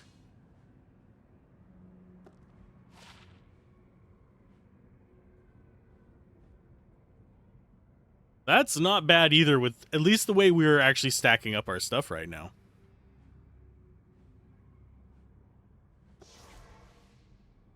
So what do we want to put in our armor? We're so much slower. This is medium armor, by the way. If I remember correctly, it might be heavy. I'm pretty sure it's medium, though.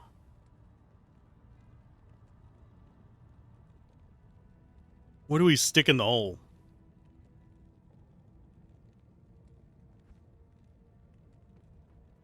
I mean, we could put that in. It's not great. It's not awful. Could do runes. What would we actually want in this, folks?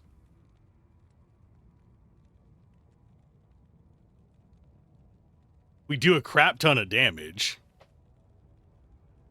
Some of it is from this. If we take that out, see, it's a significant amount. And most of that is poison, so we're probably not going to use it. IS or damage, yeah. I don't have any IAS jewels. At least not available right now. I could probably get them off of a mule. And we can also do some upgrades. Speaking of which, I think I do still have... I have it open somewhere, the wiki. Not there.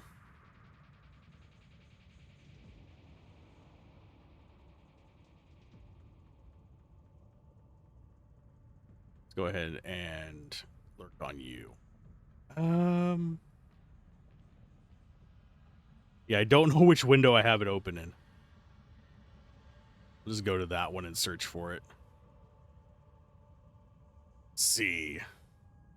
Diablo 2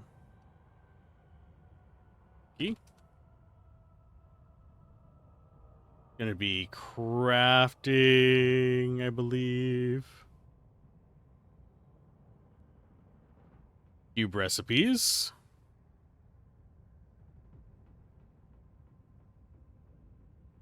Actually, let's go to...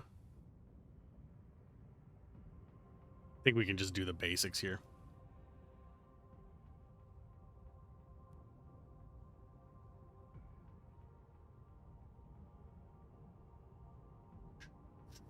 Just looking. Those are our armor set, blah, blah, blah.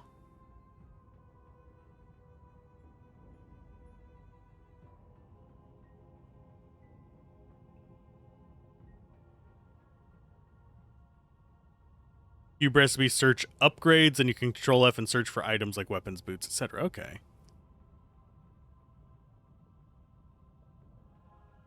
So search for upgrades.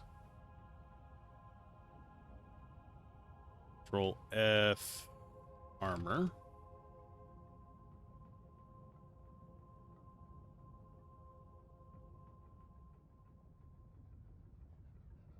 That's upgrading quality.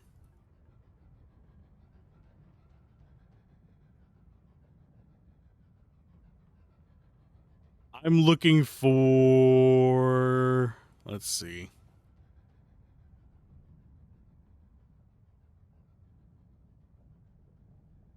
I'm just seeing which ones of these are actually worthwhile doing. Most of them not really high on my list. We could do faster run walk to make up for the loss. Chest, infusion orb, ruby dole rune, magic jewel equals 75 HP and 6 life per kill. Jesus. Some of these get ridiculous.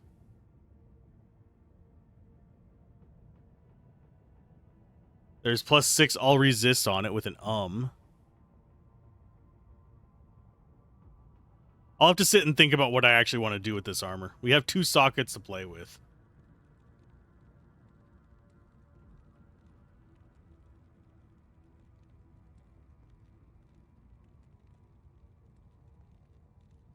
We could get enhanced damage, but that's not really going to be useful for us yet.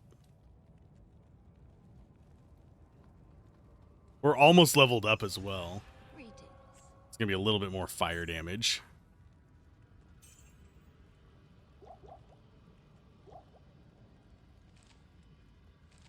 Let's go ahead and load up on all of our keys and crap.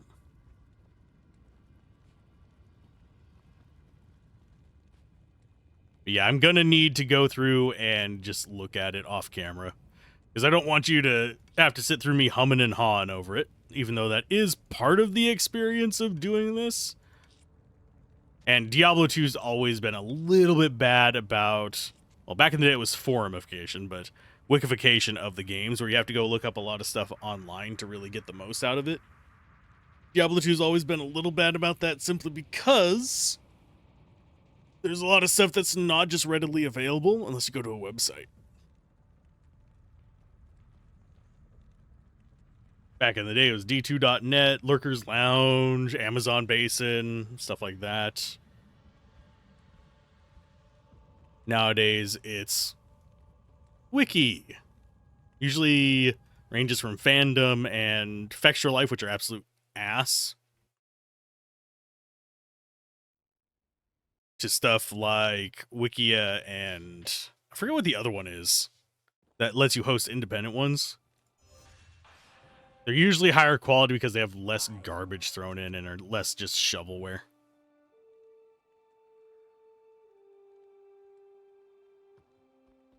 Okay, so we are 34. We have decent enough armor now. We have a few more levels until we can... That's 43, 49, and 35. We'll probably stick with the Grim Talisman, just for the resists. This is tempting for the attack speed. And in Nightmare, we will probably switch to a caster build. Why? Because why not? Did I pack everything else up? I did not. That's what happens when I go and look things up. I forget to empty my pockets. The hobbits' pockets are full.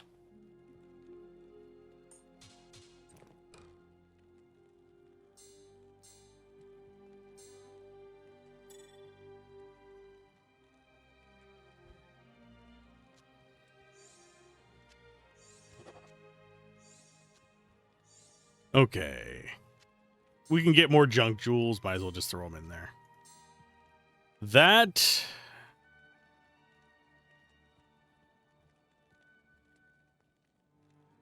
It's actually tempting to put on her. We lose some attack rating for it. But...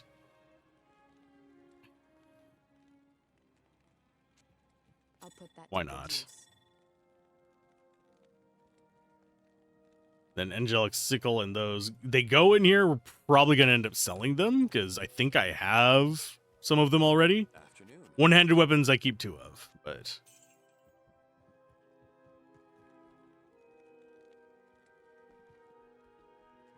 that's an entirely different discussion.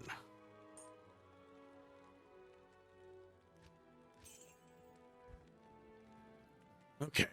Up north we go. Encoding overloaded. It is not overloaded. Bite me, OBS. Think what it's complaining about. Yeah, that's what it's complaining about. I have a render going which could theoretically overload the system, but it's not. What it's complaining about is that I am rendering in the background, so it probably just tried to jump on the same thread for a second. It's stupid as hell.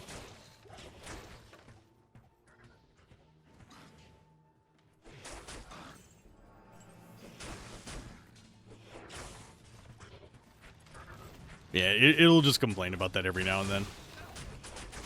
But one thing that is weird is it's actually not using a lot because for some reason, well, I know why it did this. When I started rendering the thing, I started rendering it before the drive had spun up, and it's an external drive.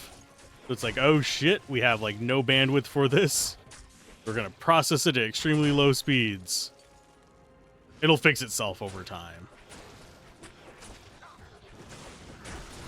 It'll start processing 2 seconds for every 1 second it estimated.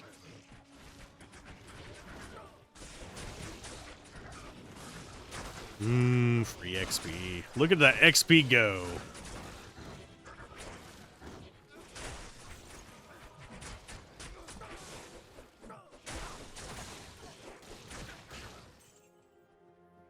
Are we going to get a level up before we get to the top? Probably.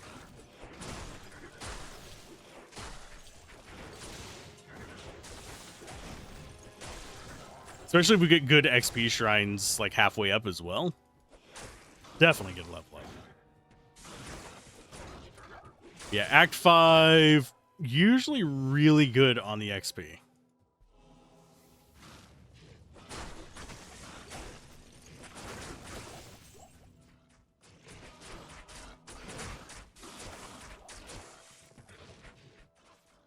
Keep on trucking. But yeah, the goal today is to beat Act 5 in normal, and then I'm going to go off and do the rest of the work on the review. If I get it done today, I'll be putting it up on Patreon just as soon as it's done rendering. But if I don't get it done today, it'll be released at the same time as on the YouTube channel. Just ad-free over on the Patreon. As is usual. I have been trying to mix it up where on the Patreon I actually do a few just available ad-free to free members. Because yes, there is a free tier on Patreon. Fun fact. And for the most part, I do make a lot of stuff available just to free members. So you don't have to like dump money into it. just because it makes it easier to kind of make things available on there in a setting that I can control a bit more than on YouTube. I still can't control how much they remux it down. They drop it down to 1080p. So you're not getting the 1440p experience, but still a decent quality 1080p is way better than some of the potato tiers they give 1080p on freaking YouTube. I swear, whenever they lowered the bitrate on that, a lot of us were upset. And a lot of people, fun fact, don't even record at 1440p. They just upscale the video to 1440p. That's why you are seeing a little bit more in the way of... It's not blocky artifacting, it's more of a smear. Because it's being upgraded from 1080p to 1440p, which doesn't cause a lot of problems. But if you look closely, you'll have a bit of a fuzz at the end because it's a non-even upscale. If you're going to upscale to 1440p, if you're wanting an even upscale, you need to do 720p to 1440. This is true of any kind of like imagery upscaling. And generally, if you're downscaling, you want to cut it in half evenly. There are ways to fix it. And some video editing software is better at it than others, but whenever you have an uneven pixel, it has to approximate one way or another.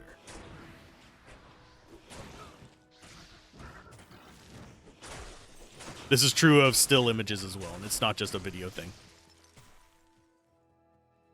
If anything, video moving makes it less apparent, but still an issue. The more you know. And yes, YouTube downscaling stuff will introduce it.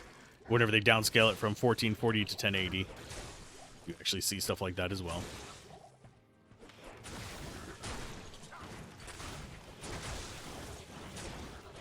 It's just their compression just tends to overwhelm any kind of downscaling like issues, inaccuracies, because then you have all the blockies. Of course, recording D2 always ends up with blockies for me, and I don't know why. Weirdly, I can record things that are much more intensive and not get them. It's for some reason there's just some dark scenes that it just really doesn't like.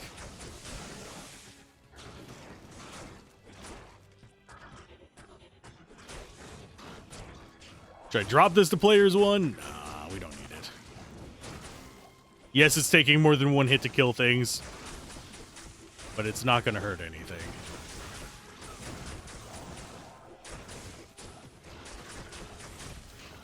How many lieutenants do you have, you jerk?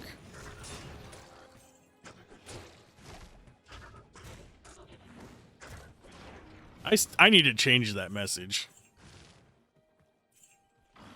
I'm also probably eventually going to be working on a chat game.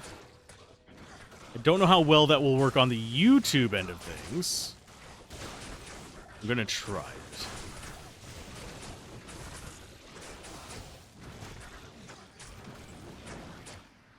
Mercenary, can you not just stand in the middle of them? Thank you.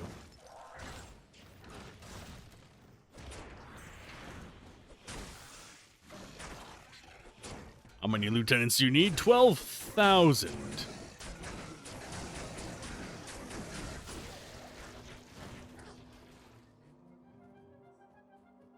I think we got 2 levels going up that. No, we got 3. Okay. Of your kind, demon. And I guess we go with... Oh, we only got 2. I just forgot to do my stat points. Okay. So I guess we go with resist fire still. Look at that there damage. Poke it with a stick.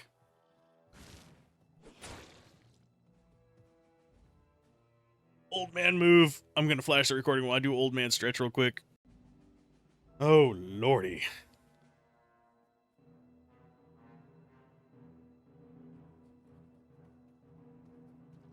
You got to do your old man stretches.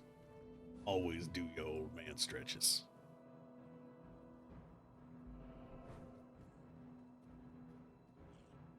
Okay, grab a little bit more jerky before it, because it's just sitting there, doing its thing. Getting to room, well, it's always been room temperature, but it's collecting dust. Which is kind of a nasty thing to think about.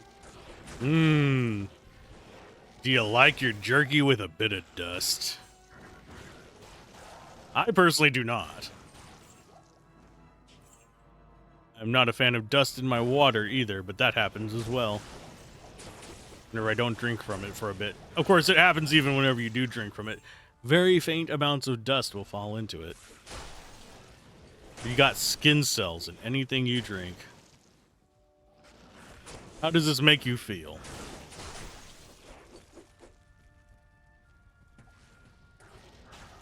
What incarnations? What in the holy hell do you believe you're doing there, bud?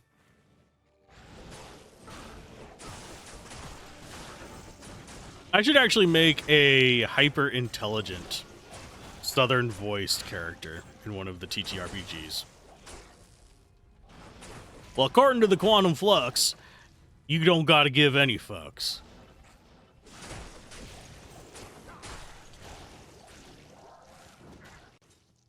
Okay, new skills, more on that.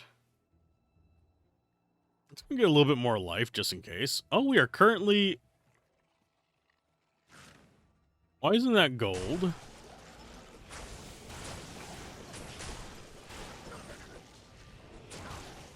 Usually they're gold when they're maxed out, and I don't know why that one's not gold.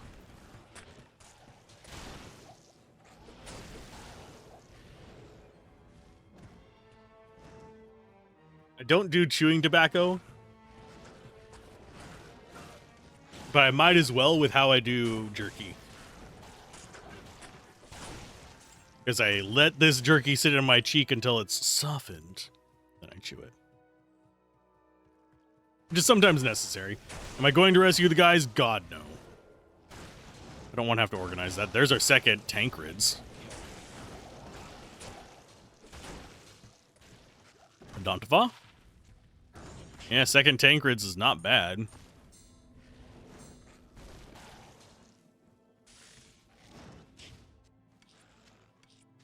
But yeah, as I said earlier, People's Choice Jerky. Get it. Specifically the hot and spicy beets.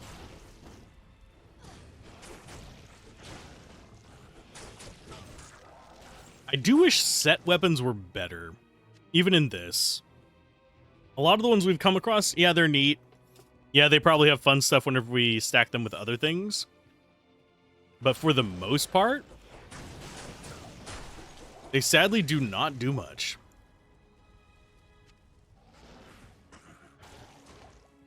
They just don't keep up with even, like, uniques or rune words.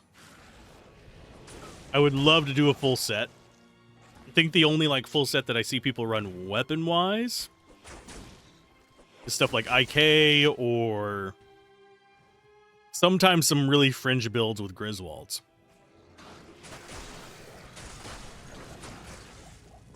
There is... I think the only other one I can think of is maybe Angelic.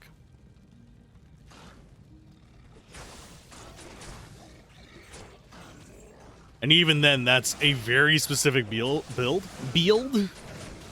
There's a budget Pandemonium build. Well, Uber's build, depending on what you want to call it. It's the Pandemonium event. But, yeah, there's a budget build that uses it.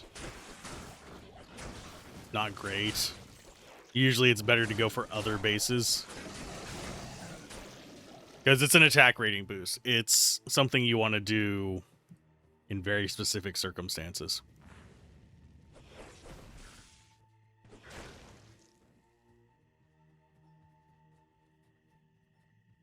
We get another vertical one.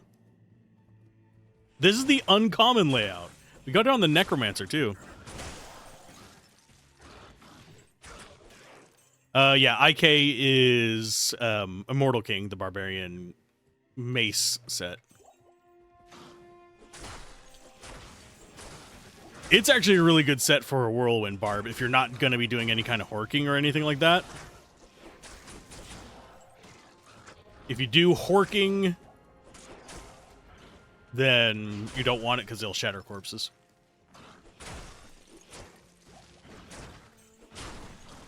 But yeah, Immortal King is actually probably the best set weapon.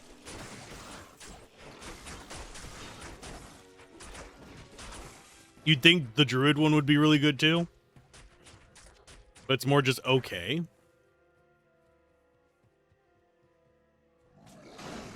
It's just not set up really well for being scaling with you into the very end of the game.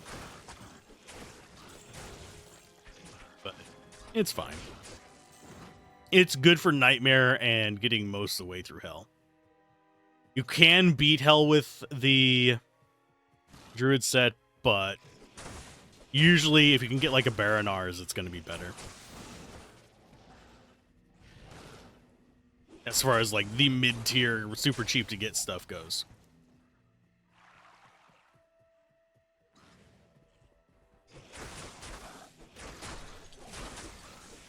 And I don't know how big the difference in stream delay is between the platforms, oddly enough. I should probably check on that. Looks like it's not too much. Here, I will do a walk to the left, and we'll be able to count that.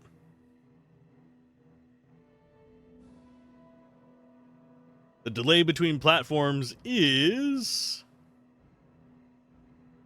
actually pretty much identical. They are in sync for me on my previews. Hello, Thresh. Get whacked.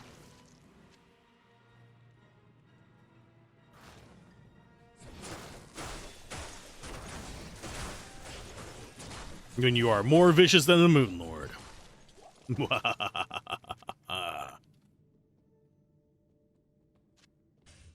Two socket? It's two socket. Meh. Increased attack speed. Why are we finding these all of a sudden?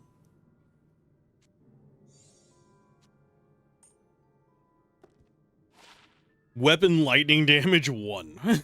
Okay, that's cute. And then we have a bunch of just gems.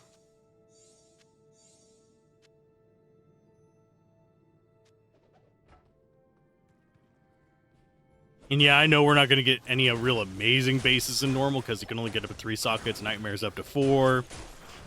4 sockets is actually really good for a lot of things. But, I think we already have that. I'm not going to throw it on the ground just in case we don't, because I do want to collect them all. And if you're wondering, what the Druid set is altars. I just call it the Druid set.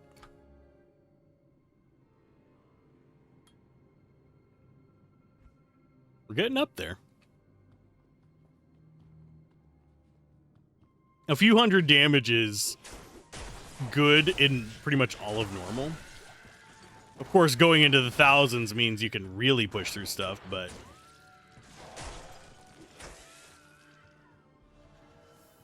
there's nothing too scary here.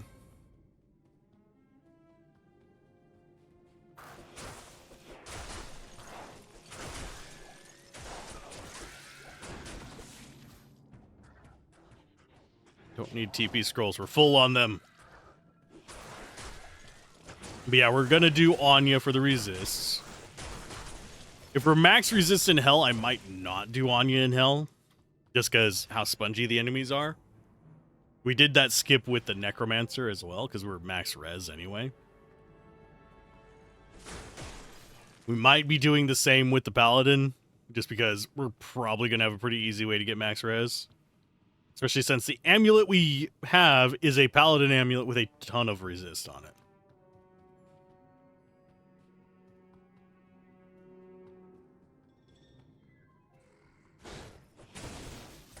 But for the most part, just going for a chill day here. That's a glacial trail. We need to remember that. Remember that for later, folks. I do wish this game had more secret passages like we saw in Act 1. Those were always fun to me to discover. And if they would have had them in the later acts, I think that would have not added more interest, but kept people a little bit more engaged with the map. As it stands, usually I'm just looking for specific points on here that are waypoint, exit, stairs. The actual design of the map just doesn't really draw my attention after a certain point because you don't get any real benefit from looking for the secret areas. I do wish the secret areas in Act 1 were better, but the fact that they're there just in and of itself is nice.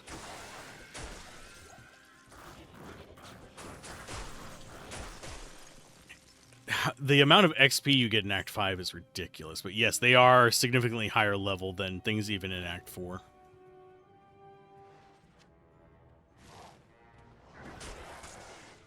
This is why sometimes whenever I was just grinding for guides and stuff like that, testing some of the SSF builds, I would just turn on a podcast and run up and down the hill. Usually down the hill, unless I'm running a certain setup.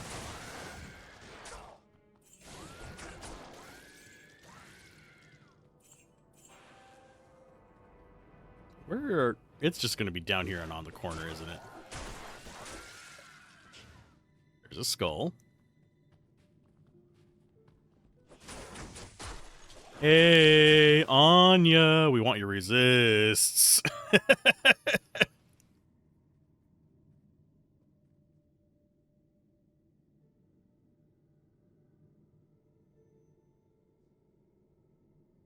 Let's see. Why not?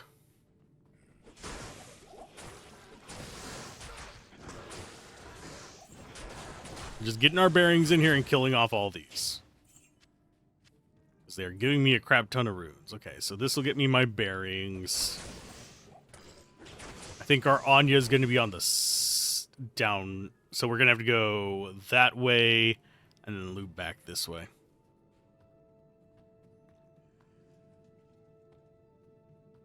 Because, yeah, she's going to be, I think, right there.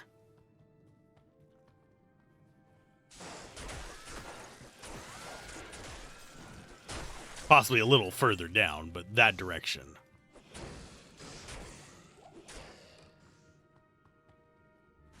Or, no, this one could be through the wall. Yeah, it might be up that way. There's fixed layouts for this. This is not a procedurally generated one. Just my brain does not always remember all of them because again, this is one that you don't do whenever you're just rushing through stuff. Unless you really need it for hell difficulty or something. As like a safety grab. Or unless you're doing 100%.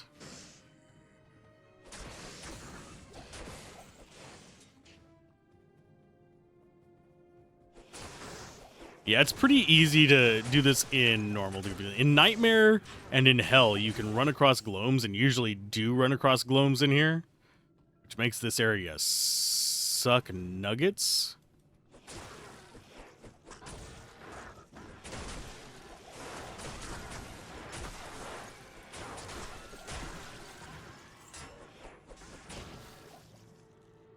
That scepter's garbage. We got another level up. Not that it particularly matters. We are more than leveled enough to even go into Nightmare at this point. But yeah, in vanilla Diablo 2, I do think that Nightmare is the best balance of the bunch. Because you're just starting to get kind of like set into your gear. You're getting set into your skill sets. You're not having to deal with a ton of immunes. By the time you get to Hell difficulty, you're having to more dance around immunes or just ignore them. Guess I want to summon them. But yeah, you're having to dance around immunes and stuff in Hell. In Nightmare, it's just occasionally you'll have some immunes, but they're not that big of a threat.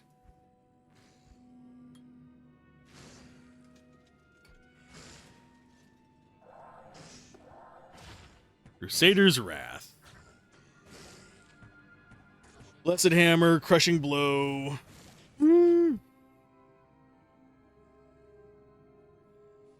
mean, I'm liking having this equipped. This might generally be better for us. It's a bit less damage. Can't use this yet. What? Oh, level 42. We definitely can't. We just can't use it. 42, we might actually have something better. Which, that's only 2 levels away. But we'll probably be really close to Bale, so I probably won't be swapping up my gear right before that. With the ultimate goal being get to hell difficulty and decide my equipment from there.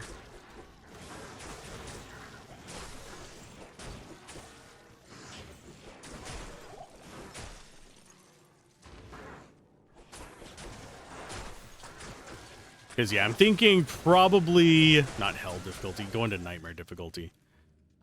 Thinking in nightmares when we're going to swap over to being Holy Bolt. And run an insight on our mercenary. Hero, Neelathak did this to me. Go get a scroll from Grandma. Actually, get a potion from Grandma. Hello, Grandma. How you doing? Wasting all my TPs.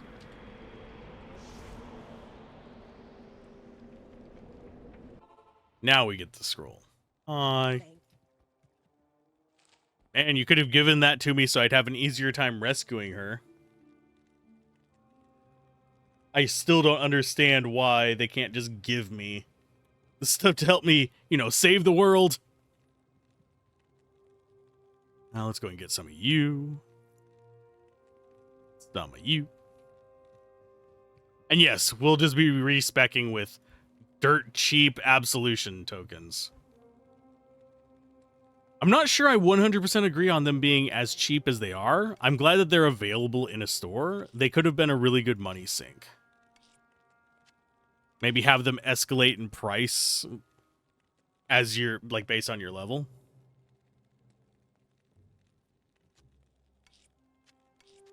That way, yeah, high-level characters would actually use a bit more money on it. Because as it stands, you can sell stuff in freaking normal Act 1 and get more than enough to get a ton of them.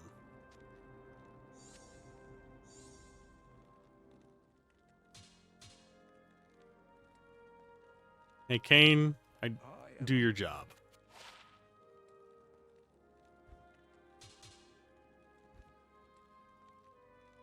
Legacy of Blood.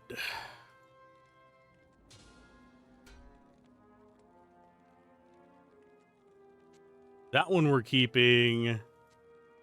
That one we're just sticking in the stash. That one we're probably actually keeping, now that I think about it. Are we going to hit over 40 if we have these? Yeah, we did. That's what happens whenever you hit over 40 weight, by the way. 40 charm weight.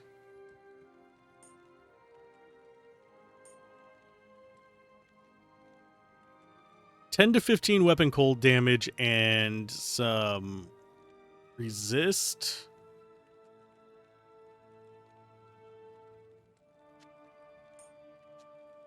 I think it goes there. And I'm going to have to empty out my inventory after this. Oh no. Whatever will I do? Oh, that can get sold. That's garbage. I say as I put a plus Holy Bolt 1 in my inventory. You're an even. But we're probably switching 2 Holy Bolts, so I should keep that in my swap inventory. Oop, there we go. And we do actually have our replenish life thing set up, so I could swap over to this. But we don't really have a helm to swap out to, so we might as well not. This is not a bad belt. It's crushing blow, extra stats, just has drain life on it. Nothing wrong with it. Maximum weapon damage is nice. I'd rather have damage plus, but I have a feeling that the mod makers did not put a lot of that in, because it's actually a relatively broken stat. For those that are curious, it's why grief is so strong. is a good example. Because unlike some other... Dump that. Put it in here. Yeah, unlike some other plus damage mods, the... That gonna be better than what she has. Yes. Yeah, unlike some other plus damage mods, it's added in its own step. So it gets like all the multipliers and stuff tossed on. It's very, very strange. It makes a one-handed weapon just completely broken. It makes it really broken for smite, because it adds to the smite damage. So what do we get from Anya? Is it going to be better than our shield? Probably not. You're thank Neela. What are your needs? Are we going to do Neelathak? God, no. Who actually does Neelathak? Seriously. Just out of curiosity, who actually goes through and murderizes Neelathak? Unless you are specifically looking for keys. Keys are literally the only reason to go down there. Oh, I want to personalize my kit. No, they really don't. Especially not with a name like that. And also, personalization in D2R is busted. On a lot of things. Because you usually 100% the quest. That's something that I used to do a lot as well. But as far as just testing through stuff, it's not as common anymore because he really doesn't give a big reward. I think it's going to be a bit of an odd thing. I personally think you shouldn't get the rare item until you've done Neelathak. Yes, it's going to still be like not super motivating, but it's more motivating than personalization. It'd basically be a second... I just forgot what it's called. Imbue. I kept wanting to call it infuse. It's not infuse. Imbibe your weapon. We're not alcoholics.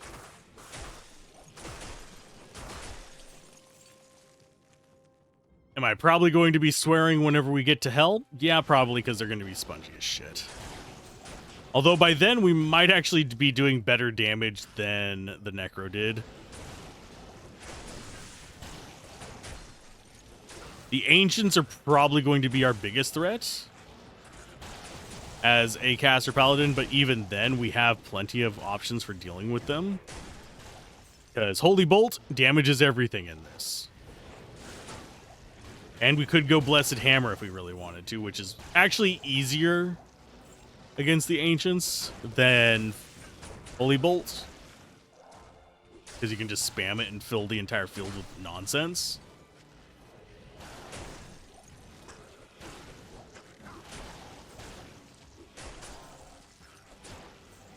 Now the question is, what am I going to play after we get through the Paladin run? Judging by the pace we're going through it, we'll probably get through the Paladin run next week sometime. I am on the fence on a few games. Shadow Hearts is a front runner. I could do another Grim Dawn run. That's actually a distinct possibility. Not sure I necessarily want to do that right now, but I know that there's DLC coming out soon-ish. I don't know the exact release date on it.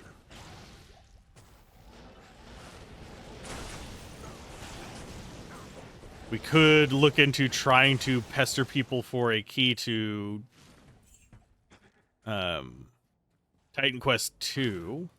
I didn't get to try the demo. I wanted to. But they took it off after the event, which really kind of made me sad.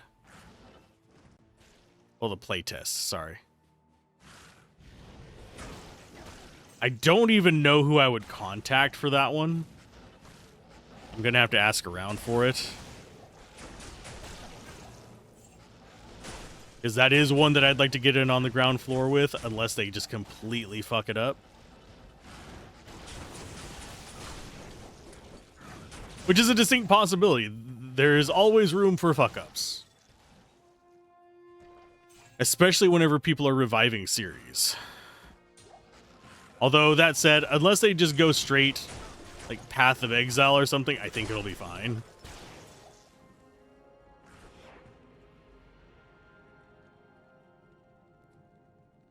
Bruh. You guys would probably die before even reaching me. They slow buddies. Ain't nobody like slow buddy.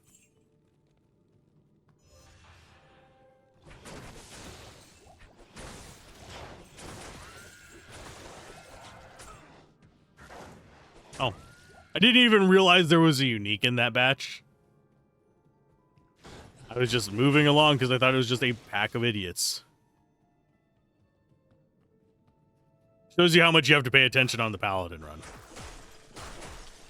Because Paladins have the like nice little setup of being able to be efficient casters or efficient melee characters.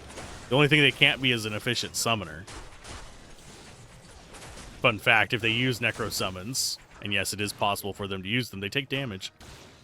But yeah, you can be tanky and a caster at the same time, which is one big reason they're busted, and their caster damage is magic. We're going to go ahead and grab that just in case stupid happens. I will be doing them on players 1. There is no reason to do them on players 8. They don't give drops. Please don't kill her.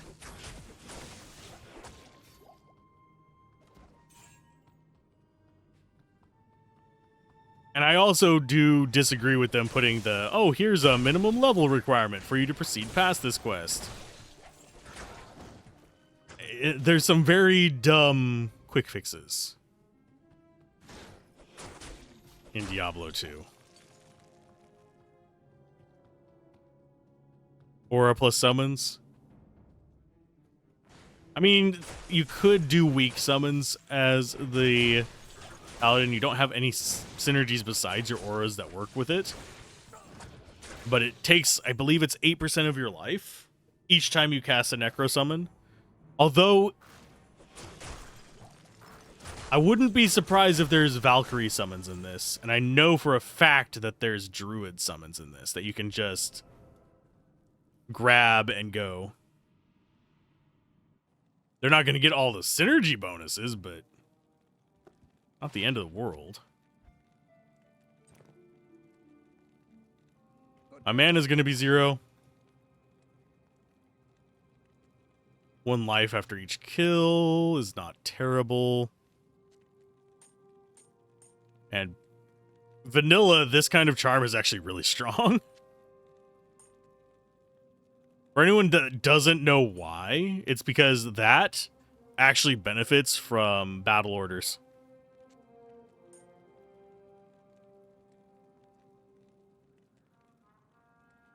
That might replace this one. Although the cold weapon damage is a little bit nicer. Maybe we ditch that for this. Yeah, I think that's better.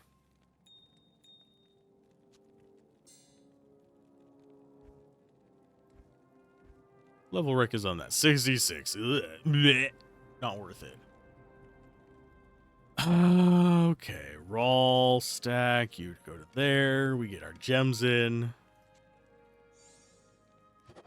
Yeah, going on players 8 gets a lot of this stuff to fill up quick. I probably should have done that on the Necro. Done normal on players 8. It's a lot slower to do Necro like that. I could have gone with like this guy. Done untwinked. And gotten a lot of stuff.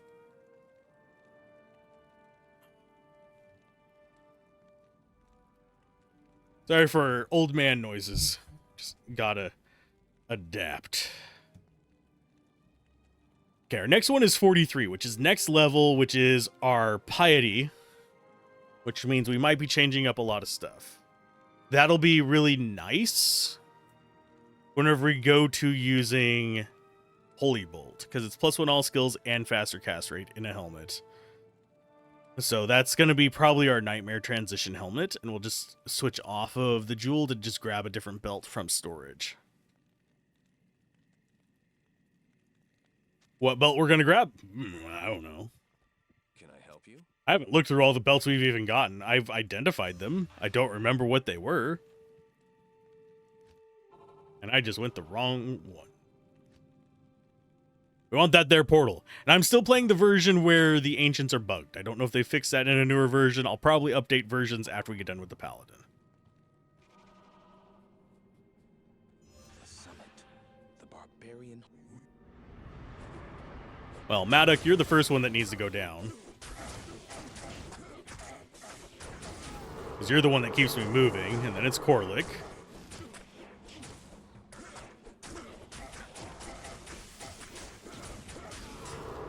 Hello, Talik. You almost died just by being around me. How does this make you feel?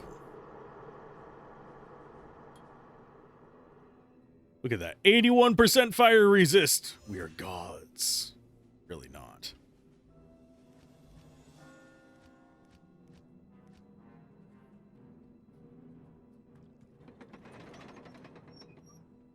But yeah, there's a bug with them in this version. I don't know if it's a bug in the newest version, where if you die while facing the ancients, you have to actually start a new game. Not as in start a new character, but literally just save and exit, hop back in a new one and try again. You can't just use a town portal to try again. I'm not sure what's causing it, but it might be something with their AI. Because they just won't summon.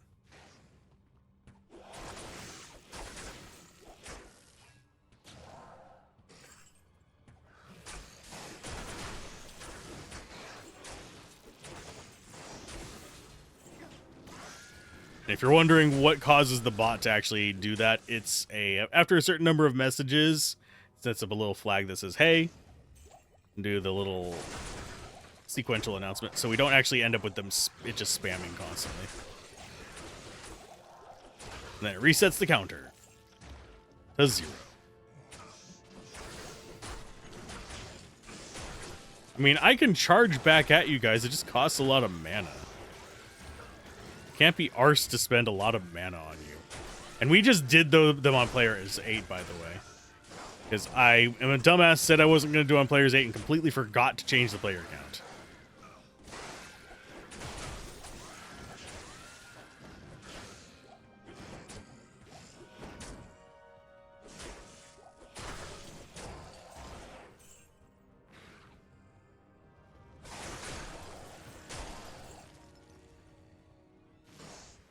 Da-da-da. And this is the right way.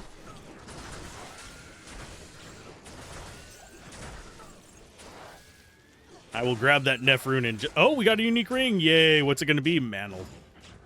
Calling it now. It is mantled.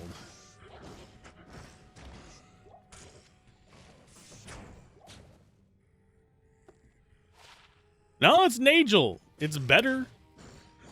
Not a good Nagel, but it's better than what I thought it was going to be. Sky Glow, I think we actually have that. I bail.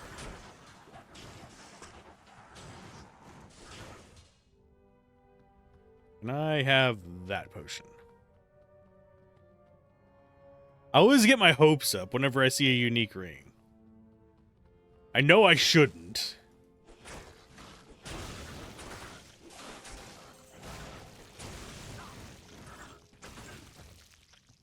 Now, 44.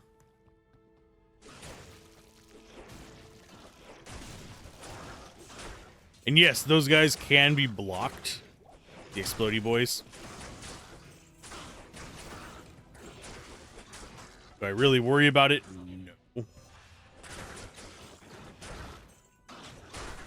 If I was concerned about it on a major scale, I would be walking instead of running.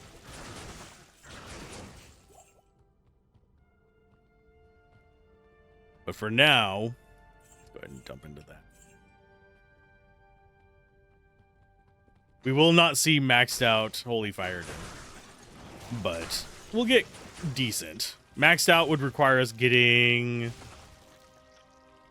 I want to say, what level is that? 13, so that would be 12 more levels. That'd require us to get to 56, which we're not doing before the end of the normals.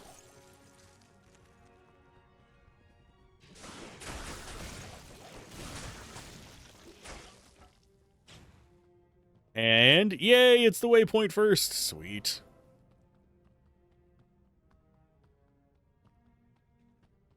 I'm just having a good time going through with the Paladin.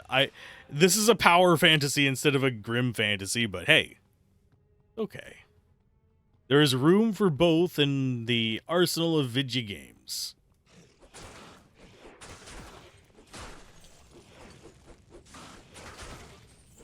A lot of people forget that it is possible, usually for the best, to enjoy a variety of games. I've had too many people get upset that I am playing a different game or enjoying a different game. It's fine. We are all human beings, and we are not one-trick ponies. I do know some people who heavily identify themselves with a specific game. That's not healthy. That is not even remotely healthy to do. Like, I don't identify myself as a Diablo 2 player. I identify myself as someone who has created Diablo 2 content and really enjoys the game. But Diablo 2 is not the cornerstone of who I am.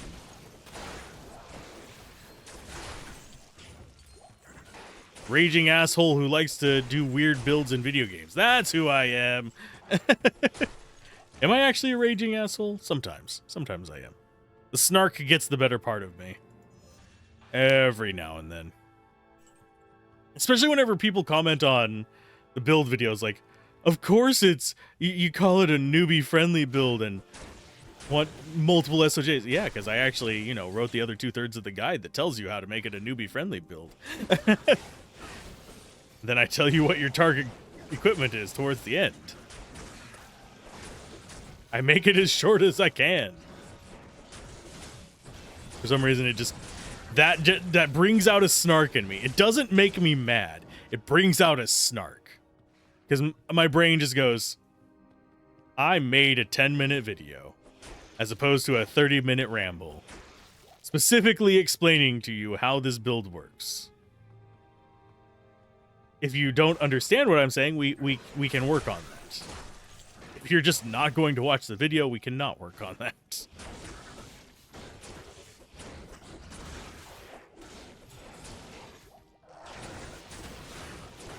It's like people not reading a help prompt whenever they are using a piece of software. It's like, this is how you do X, Y, and Z. And yes, I am guilty of skipping tutorials while streaming. I do sometimes go back and read those afterwards, though. I do eventually read them. But one thing that happens while streaming is, you want to know the one thing more boring than reading a tutorial yourself? Watching somebody else do it. Let's go with a little bit of strength.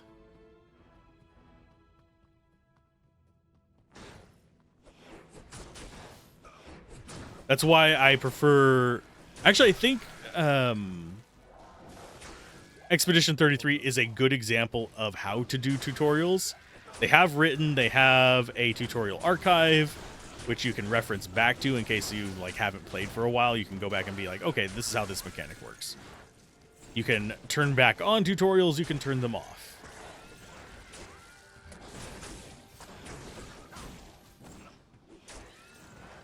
But it does it well because it has you do it and it explains it in text. That's actually a really good way to do a tutorial. God damn, I can't talk. It's a good way to do a tutorial.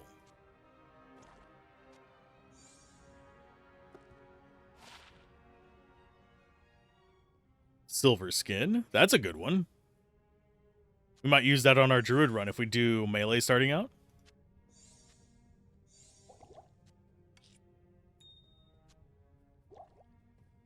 Do I think we're going to need all this for Bale? Probably not. It's not going to be super easy, but We are probably going to be doing him on Players 8. We could go through a run on Players 1 just to see how much damage it do. I was expecting this to take longer, by the way. Usually I stream for 4 hours. We're only at 240 and we're actually at the end of our goal for the day. So do we go into Nightmare and whack things there?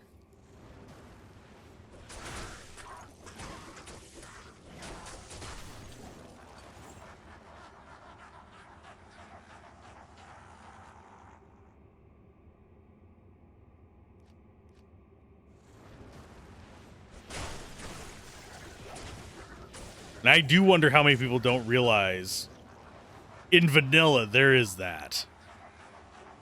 Vanilla D2R, that is, not in LOD. I don't think it's in LOD. I could double check. I'm fairly positive it's not.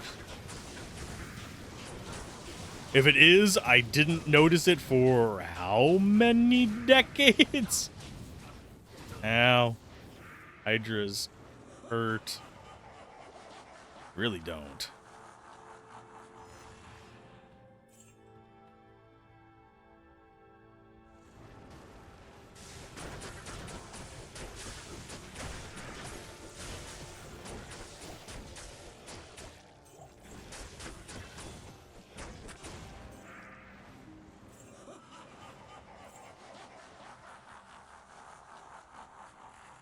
And yes, I do want to be in the middle for dealing with them.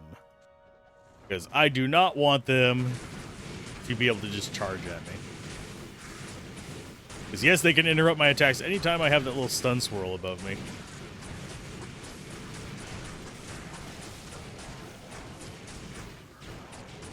How does it feel, Lister? Haha, die. Anything good? Doesn't look like it. Skill-wise, more fire, more dexterity. Level 46. I was 1 level off on my guess. My guess was 47. Was it not?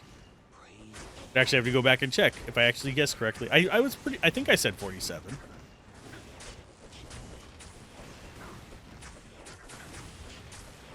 Let's get rid of one hand. Get rid of the other hand.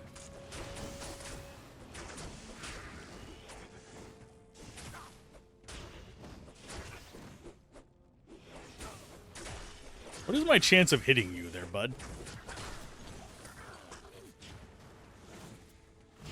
Oh, it already went over to the appendages. That sucks. I was curious what my chance to hit him was. Let's see what our chance to hit Bale is. Oh, god damn it. Hate it whenever that happens, you get snagged on the terrain.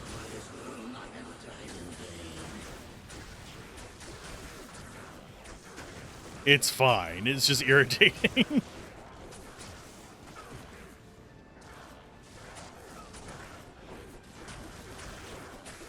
And yes, we are ignoring the clone. We might end up dealing a lethal blow to the clone if it keeps coming close to us while we're zealing. My attacks do not stop just because you drained my mana.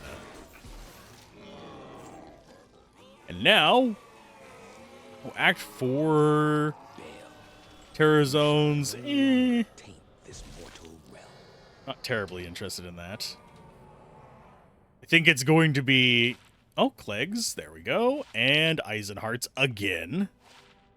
It's always Eisenhearts, we all know this. Those are just really basic gloves. I like them. Do we care about resist on her? Probably not. She's still maxed out. She's probably going to, yeah, she's going to be below max out on Nightmare, but she's level 45. I'm impressed, mortal. So am I. We did that on Players 8.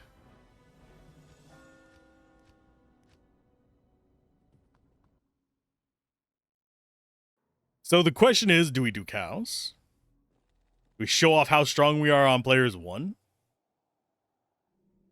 Do we go to Nightmare? I think we just go to Nightmare.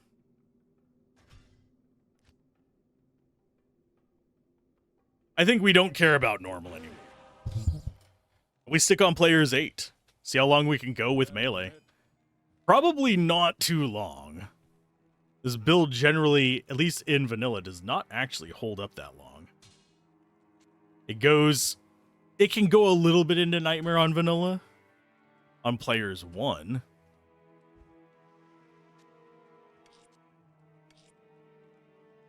Cows are like level 26 in normal? Yes. They can drop... Yeah, they have to be 26 plus. Because even a basic cow can drop base items that'll socket to 4. In fact, that's where you go if you want to get 4 socket crystal swords.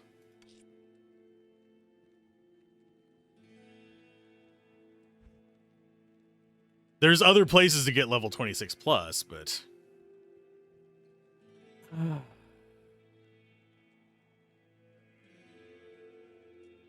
We don't lose that much by going with this, so I'm gonna lose a little bit of life. Now we're gonna look sketch as hell. Brada, rada, rada, rada, rada.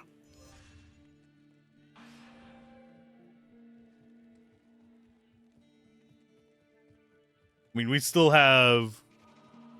I mean, I could just leave early and get more work done on the script, which I might go do. Might go get some breakfast that I don't regret chewing. You can see our XP not going up nearly as fast as it was in Act 5 of normal.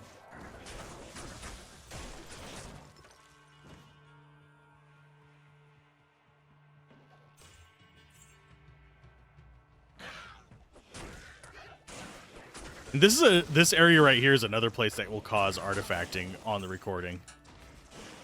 For Diablo 2. It's really weird what causes artifacting and what doesn't in OBS. On the recording, not even just on streaming. For some reason, it doesn't like this grass.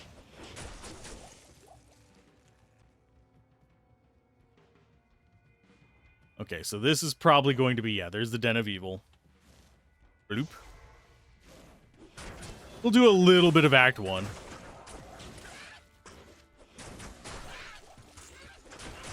fact, we'll probably just stick with this build until it starts getting to be a pain in the ass.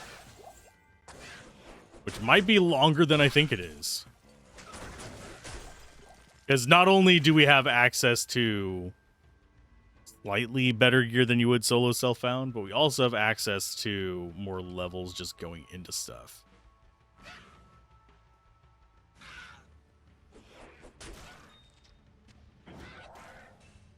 We'll do this until we can't do it on Players 8, and then we'll switch to Caster to try that out. Because I do need to try out Caster for the Paladin. I'm not doing like in-depth testing like I would for a build guide for the review, but just first impressions. I'll probably do a first impressions after this run. Because then we'll have tried out Melee, we will have tried out Caster, we'll have tried out Summoner. Not full-fledged tried out everything, but enough to get a kind of like first impression as to what the game developers, well, the mod developers were looking at.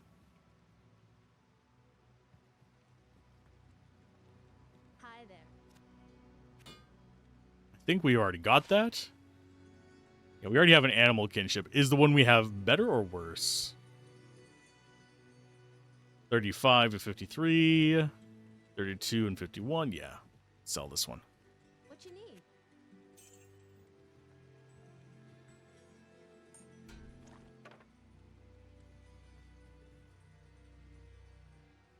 That's probably going to be garbage. It is. It's garbage as well. I know we have room. Something like that. Those get sold. The Pylum, we have room for it. It's just a matter of rearranging stuff.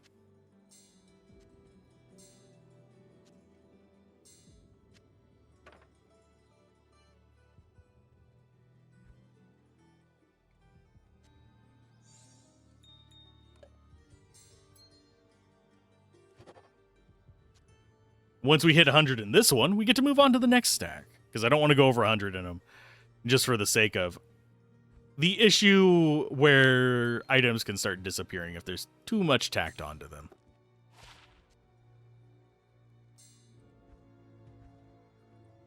And all that gets sold.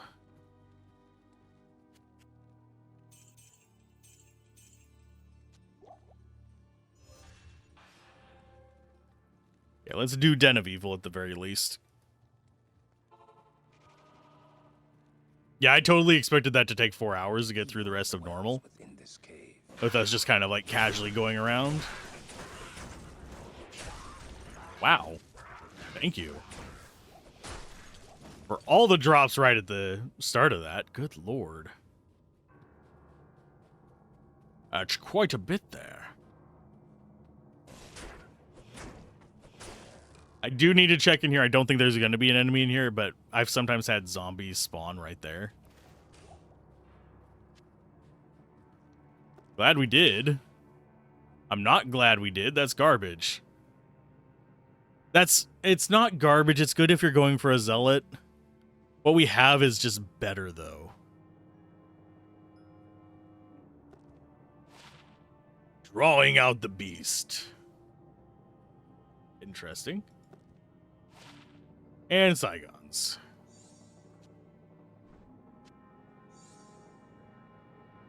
That's not a bad belt.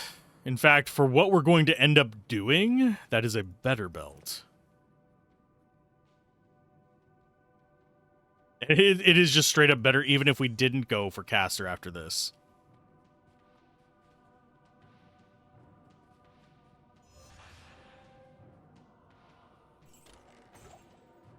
Okay, come on, buds. Time for quick murders. And yeah, we're doing...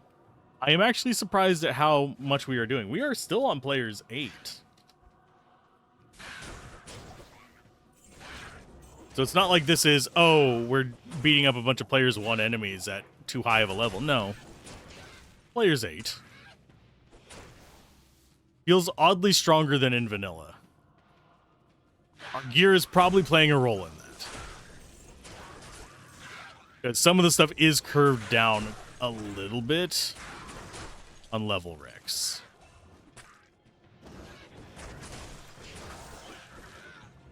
The thing that's really kind of sad is our actual aura is doing a lot of work. It's not just our splash damage.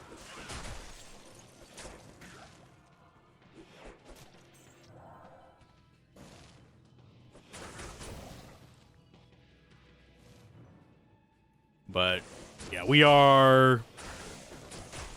I don't know if we're going to hit 50 before the... No, we're not. There's no way in hell we're hitting 50 before we get done with Den of Evil. We're not getting near enough XP to do that. If I wanted to max out my level, I'd go farm Act 5 normal. I have done that up into the 60s before, by the way. Just lose track of time.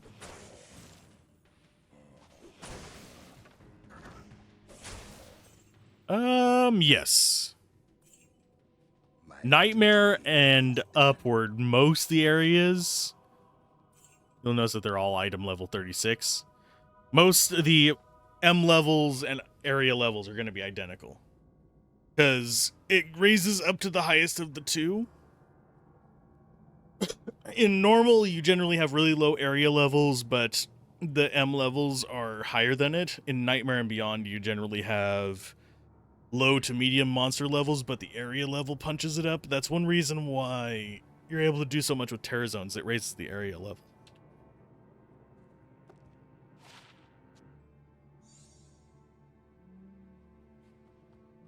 And actually, that's going to get sold. That's garbage.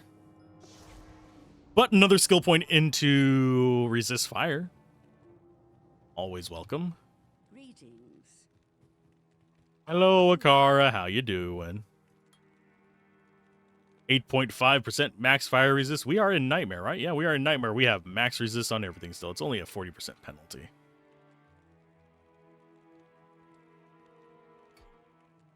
A little bit more strength, just in case we need it for some weird gear we find or something.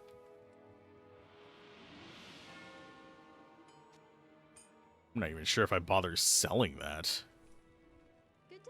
So bad that Charcy doesn't even want.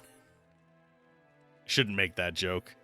Charsying stuff is a long-standing joke in the community, though.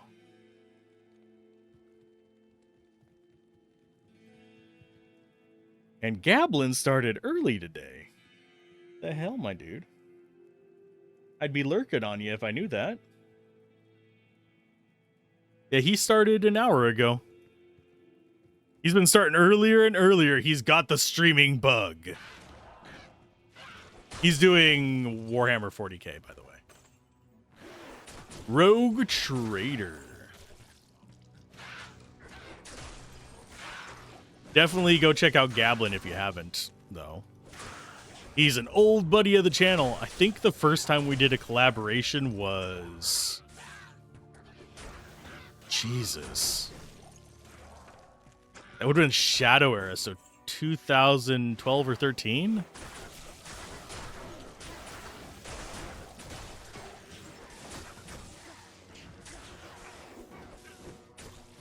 Oh no, they're so dangerous. I'm more afraid of them killing my mercenary than them doing anything to me.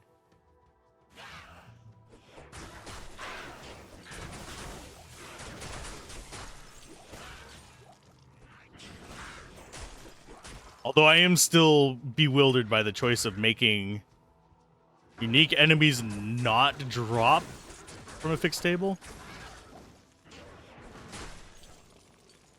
I know it's to reduce loot clutter on the ground, probably, but it still doesn't feel right. I would have just removed the potions from their pool and forced them to drop one special drop. That way it would have not have gotten rid of the incentive to actually fight them if they're tough, while simultaneously keeping the clutter down. Because normally it's one special drop and then you have 4 potions. Or is it 3 potions? I don't remember. I don't ever pick them up. Hey, Aprillic. How's it going? Thank you for the raid. Hopefully things are going well for you. We're here messing around in the Reimagined mod of Diablo 2. Setting up for a kind of first impressions of it. I'll do a full review on it after I've done all 5 classes. But that's going to be a little bit of a long-term project. What were you streaming, out of curiosity? Get back here, Blood Raven. Oh, Lord, she's running away. Diablo 2 Resurrected? Good choice.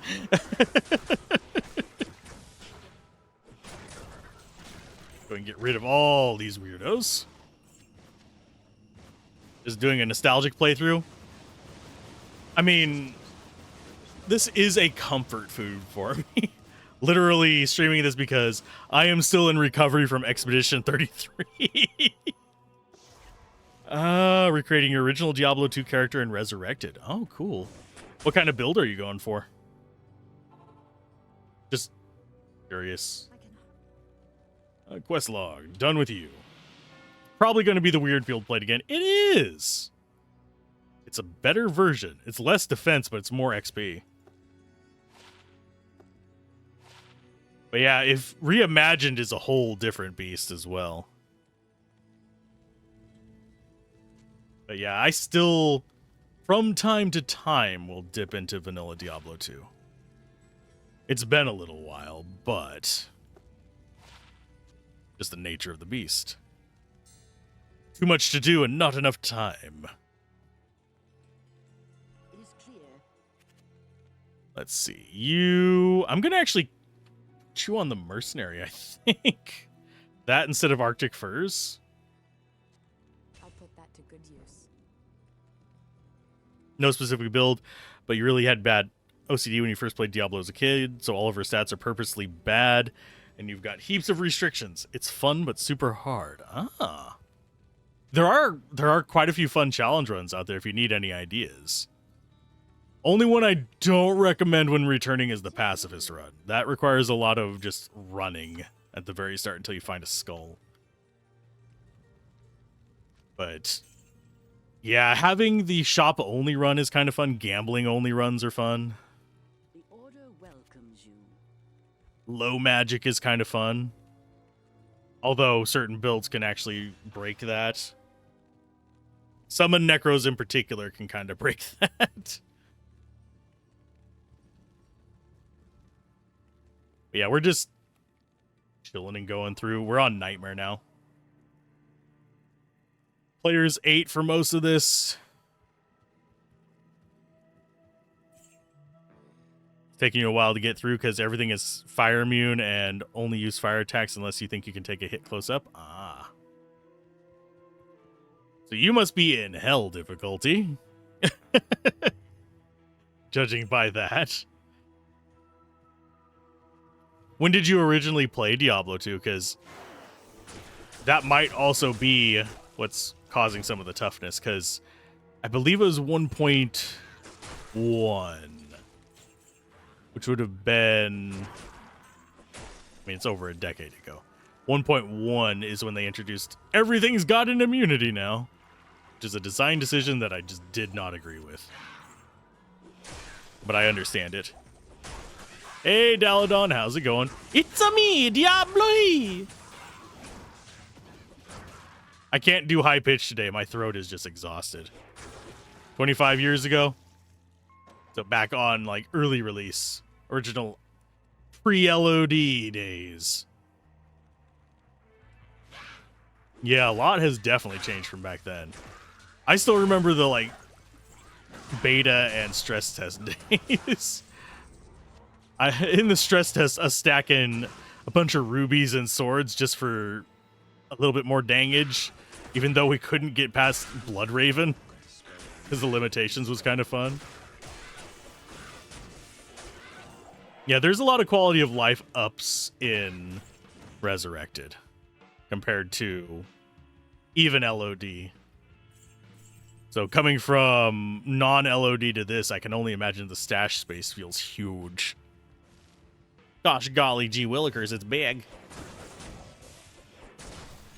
You had the expansion you played at a heap over the past 20-odd years. First Resurrected character, yeah. I think as far as remasters go, Resurrected did a good job. You can only use the first page of stash. I mean, that should still be enough. Unless you are planning to mule stuff to other characters.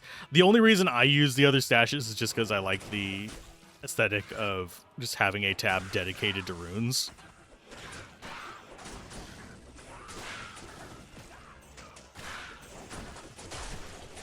But yeah, we're using a bit of a try-hard build currently still. The Holy Fire Paladin just makes going through normal super easy, but we're doing it in a modded version. So we've got better gear for it.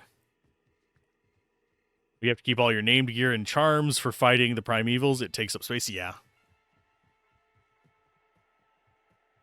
Resist charms and stuff like that takes up a lot of storage space for me. That said, on vanilla, my inventory is much smaller, but what I usually have is I'll just have... Say this is your normal inventory, which is about the size... Actually, that is exactly the size of your normal inventory. I usually have charms up to here, and then my cube and stuff over there.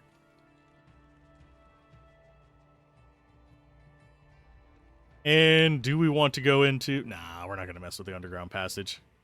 We're just going to get the waypoint and get ourselves another cane. That could be better. That can be 4 sockets now. But yeah, I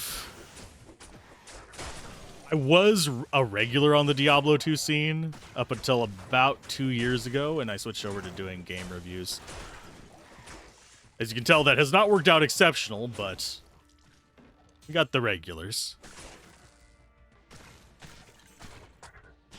You can only bring charms in for the boss battles? Oh, that's an interesting challenge. I've done a charmless run. Never done one where I have to limit it to just specific areas. Yeah, Diablo 2 is a great game.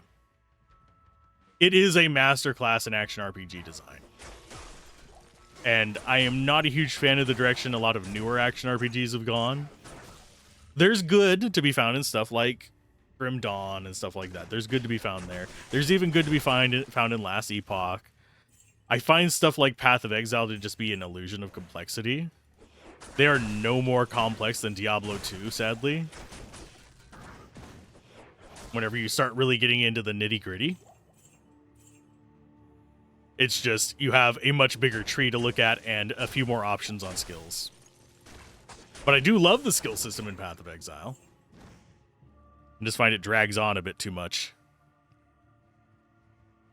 Yeah, the thing is, it doesn't have to be designed that way. It is a... I'm trying to think of how to describe the design philosophy behind it without being rude. But there are games that intentionally obfuscate things and make themselves seem more complex than they really are, just so that people can feel like, I am special because I have mastered this. When in reality, whenever you start breaking it down into its core systems, figuring out how the mechanics work, it's actually not that complex.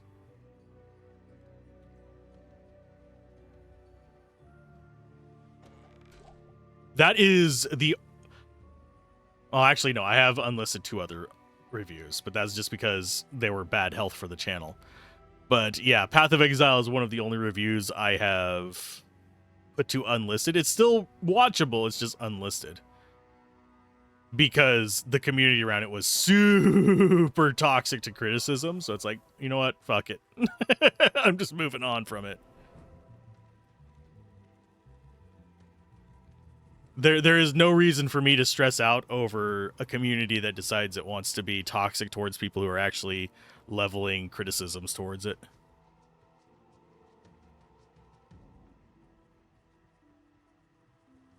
None of my criticisms were unfounded. All they can say is, oh, you didn't play enough. I played over 500 hours of it. I know about maps. I know about the post-game. I am aware of these things. I don't have to play 5,000 hours to give it a critique. I think 500 hours is more than enough.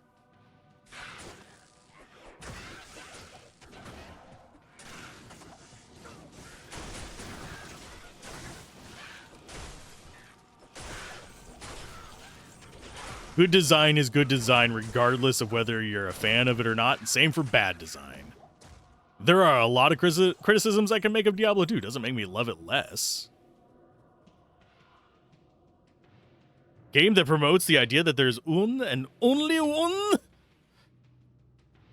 solution. Oh, they totally fell off the rails as far as what made Diablo 2 special whenever they released Diablo 3. But Diablo 3 wasn't even made by the same studio, so... Diablo 3 is an arcadey action RPG, which I am fine with. I actually do like... After playing it a few times, I do actually appreciate Diablo 3 for what it is. It's not going to be my favorite Diablo. It's going to be one of those that I'll drop in from time to time if I just feel like just dumb power fantasy. Whereas Diablo 2 is one that I'll drop into if I want to kind of tweak around with builds, try doing solo self-found, try doing weird stuff like doing a melee source from normal to hell. You spent a good portion of another Diablo night yapping on about how you feel about the other Diablos and why you're still playing 2. Yeah, I don't even go back and play 1 more than I play 3. It's just... 2 is kind of the peak of the series. Torchlight 2 is the peak of the Torchlight series.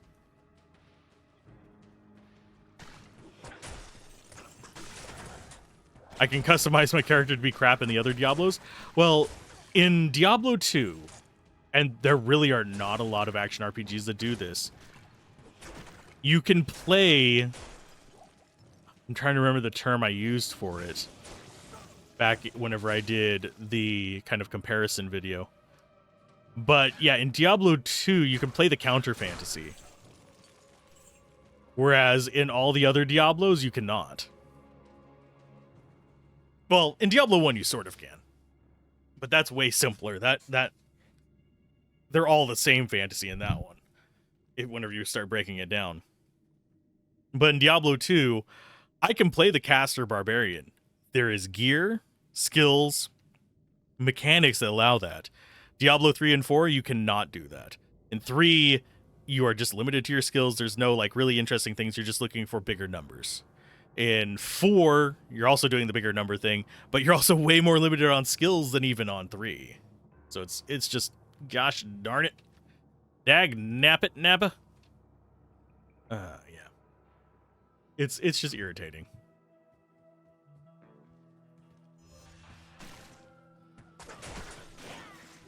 And to an extent, things like Titan Quest and Grim Dawn get around that by their dual class system, so you can choose kind of contrarian classes and play that fantasy. You can be the Blade Singer from D&D if you want to, kind of situation, where you're a caster that happens to just be really good with a sword. Whereas in Diablo 4, you playing a Necro, well, you're going to be one of these 3 builds. Because we don't allow you the flexibility to go further on that.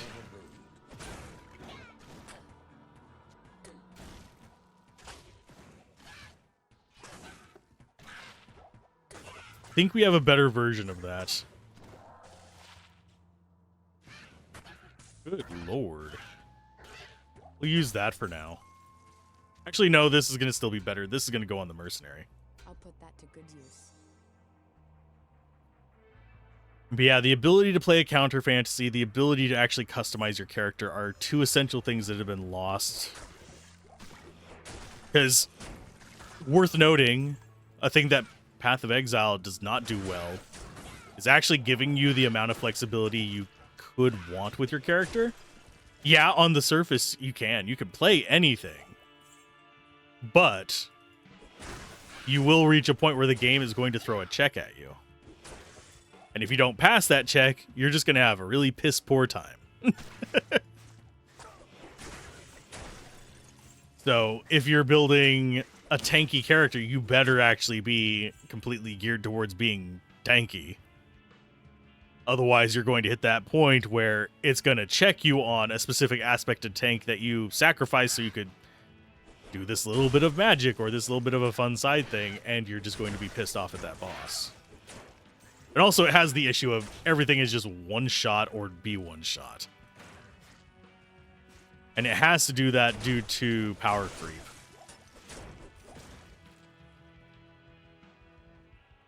That's just how it has to be to games as a service.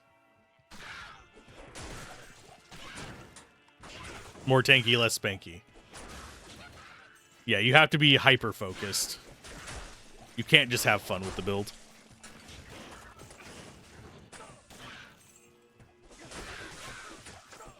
Generally speaking, whenever I do dip my toes back into Path of Exile these days, I literally just play through pretty much what was there pre-Fall of Oriath. And then usually I'm like, by the time I get to the Fall of Oriath content, I'm like, I'm done with this for a while.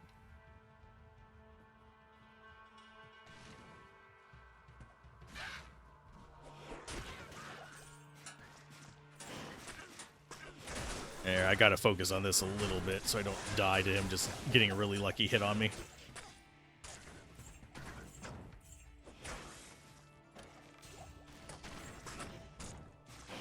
Because we've got a lot of these little spike fiends. There we go. You would have made the same character each Diablo game if you could customize her stats to be purposely bad each time, but since you couldn't, you didn't feel like your character. Well, in Diablo 3 and 4, stats don't really... Well, they do matter a little bit, but it's more about just finding that bigger number item and just dumping into the stat that scales your damage.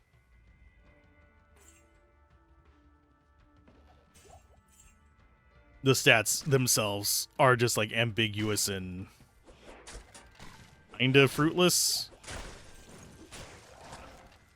You can't be a barbarian that invests in intelligence and actually have it really serve a function.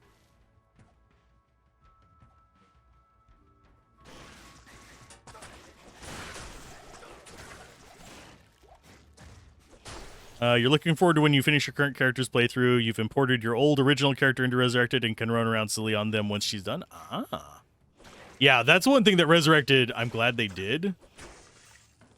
Compatibility with your old single-player characters is chef's kiss. Obviously, not all games can actually have compatibility with your old saves, but if they can make it happen, it is one thing that is worth looking into. Then you have complete remakes like the Final Fantasy VII stuff. I don't like that it's split up. That just feels like cash grabby to me, but... You want to build a, actually barbarian? Exactly. I mean, I do have a guide on a Warcry barbarian. And I have done... I don't remember whether I actually made a guide for it. The Fireworks Barbarian or the Chaos Barbarian, whatever you want to call it. Basically, every attack he's just spewing crap all over the field. Does it do a lot of damage? No. Can it beat hell? On Players 1, yes. But it's just, I am going to lag you, the Barbarian.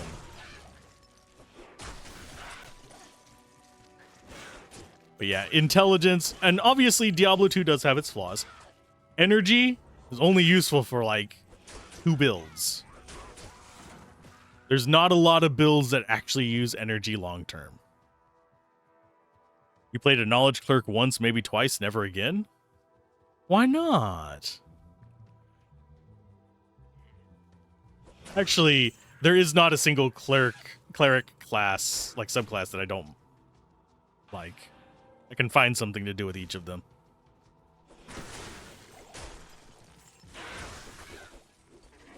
Amazon is a decorative glass. Sounds like my Strafe Zon. Although my Strafe Zon actually does a lot of damage. But I feel that. There's a few, like especially Mage Zons got nerfed really hard between 1.09 and 1.1.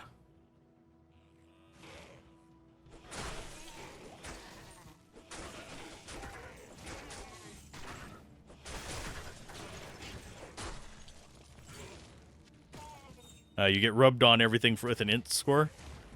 Yeah, in this mod, by the way, energy does add to... I was talking about vanilla Diablo 2. Energy is more useful in this version. Do they... actually, that is a good question for you, Adam. If you guys are wondering this, he's over on the YouTube side. Does int actually scale with any other abilities like it does with bone skills in this?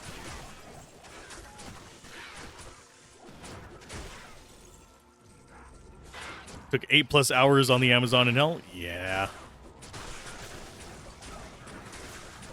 I mean, if you don't have access to decent gear, and especially if you're doing like a Boazon or something like that, this place is literal hell.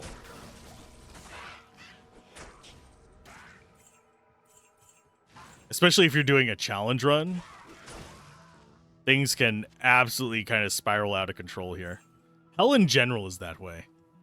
Now, it is worth noting, hell in this mod does not have the issue. It doesn't have the issue of immunities everywhere. Not that you've seen yet. Seems bone skills are the only ones. Okay. One of these days, I will probably have to build the Bone Necro Blood Golem hybrid in this. Confusion, I think, is green, isn't it? Nope. It's yellow.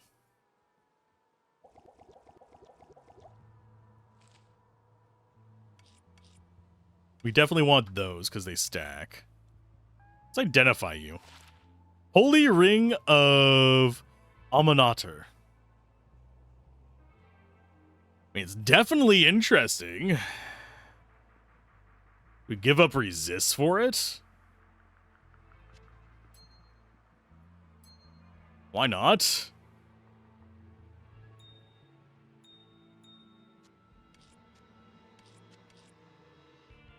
And those will just go in there and get identified in a bit.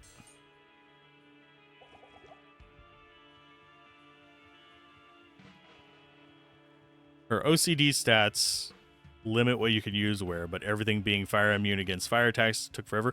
I'm curious what you mean by OCD stats, by the way. It sounds like you're doing leveled stats. As in everything equal?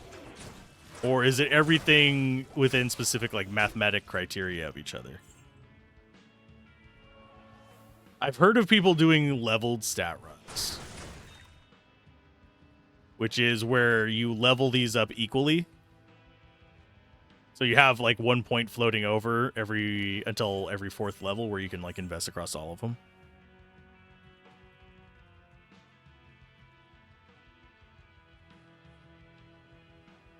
Just digging around over here.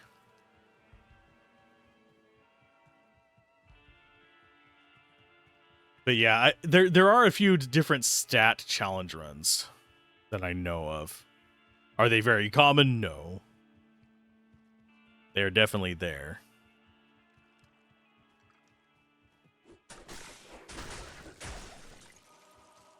Yeah, fire immunes are a little bit of a pain for most new build friendly builds. Because that's one reason why we do Hydra Orb starting out a lot of the time. Because in normal, you can get away with going the fire thing. Then you go Orb through Nightmare. And as you get into Hell difficulty, you end up with Dual Elemental. But that's just a vanilla run. Okay, you get 5 points per level and have 4 categories you can put them in. You have to put 1 stat in each with the extra stat flowing down consecutively. It limits a lot, but it's how you originally played when you were 12, but also something similar to the skill tree going on. Okay. I can see that with the stats. That's a stat leveling run. Where you have all stats equal on base. That's it trickling down. Some people will save the point, some will not. Skills are 7 or less. Ooh. Now, with the skill one, does it have to be through every tree, or can you just do it on the one tree? If it's on every tree, that... Oof. Necromancer could pull that off. I'm not sure about the other ones. Level 81, most of your skills are 7 or less. So I'm guessing you're just evenly trickling them down with each level. And if you're in the fire tree, that means that chances are you're not going to be if it's the fire sorceress, means you're going to get dumped into Inferno quite a bit. You could do some work with enchant. My brain is wrapping around this doing the math as we play. So sorry if I don't comment on what's like on screen for a little bit while I'm doing that. So I'm guessing like if we were doing combat skills, these would all need to be equalized going down.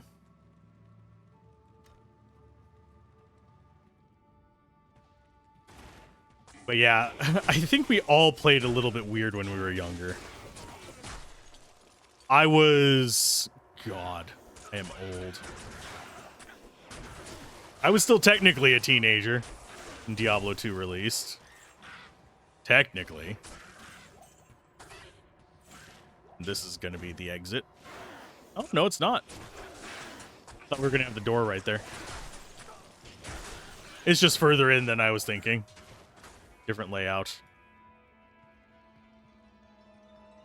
Yeah, I'm just doing the like math in my head of like how this would work if you could choose trees versus not choose them. If you can't choose the trees, if you have to do it for every tree, that would hurt. And also worth noting, pre 1.1, that would oddly enough be a little bit more viable. Passive magic tree is all equal. Javelin is mostly ignored because you didn't use it originally, and the bow attacks have 1 point in all, but the fire tree have to each have a point put in equally, so fire arrow is getting points even though it makes fire arrow actually is a good skill. But yeah, it does not make much difference to the rest of it, even with synergies and stuff like that going on. But yeah, Fire Arrow is a really good left click skill. I might have to try this. Probably won't do it on a Amazon, because Amazon's not really my primary. I do play Amazon, but my primary is Necromancer, usually. It's work, but it's fun as hell. Yeah, I might have to try that. Maybe I should just do a like viewer challenge run series. I don't know if I'll go all the way through hell with them, but it's definitely something that might be kind of fun to do every now and then. Possibly do it on as like a community night kind of thing. That way everybody can participate. Though I don't know if everybody would actually do the challenge.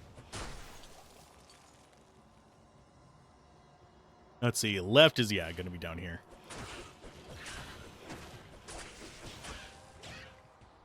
Who needs map hack whenever you just know how things are formed?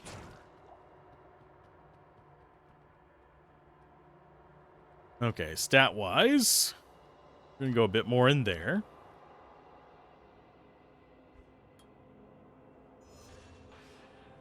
I think probably if I were to delve really deep into that kind of challenge run,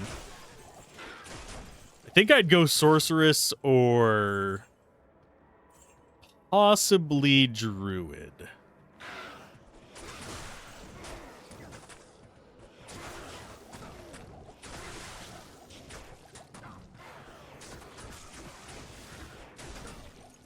You might be founding the next Diablo 2 Nuzlocke style run.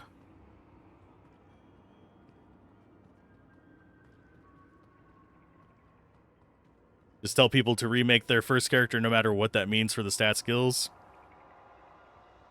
Yeah, my first character, sadly, in Diablo 2 was actually not that bad. I still had him until my account finally expired a few years ago. For LOD, the original. I still had my original Alzorath. He was a necromancer. Was he good? No, but he wasn't bad. He could beat hell. He was a summoner. Stat-wise, he was mostly vitality.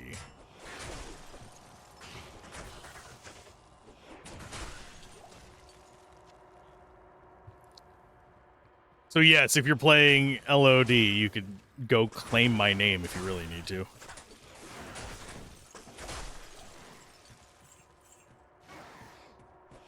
If there's a necromancer in a video game, I will start with a necromancer, just because I like the idea of the gray character. And despite the fact that necromancers are usually touted as evil, a lot of lore, they really are the gray option.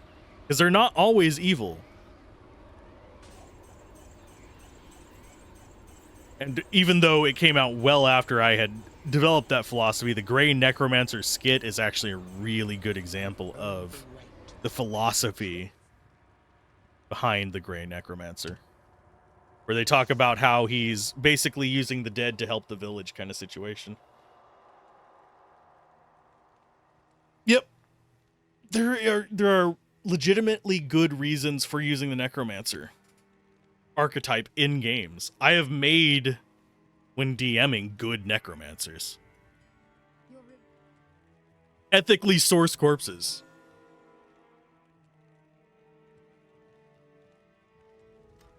And they don't always have to be human corpses.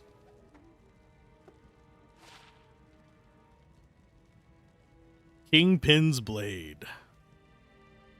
That is basically Alibaba. Why do we have a set Alibaba?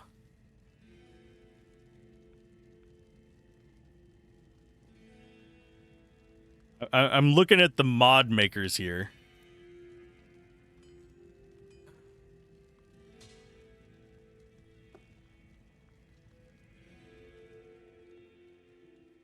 We need to go rescue Kane anyway. Ah, very.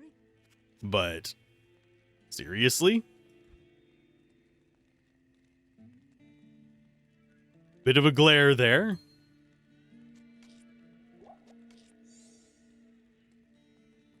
We've got an ad break, so we're not going to do anything too important for a little bit. We're mostly going to be traveling. The ring of the set is also the same as Nagel ring. So it's the Magic Vine set. That's fine. It's even the same color as Alibaba. Could have made it yellow or something.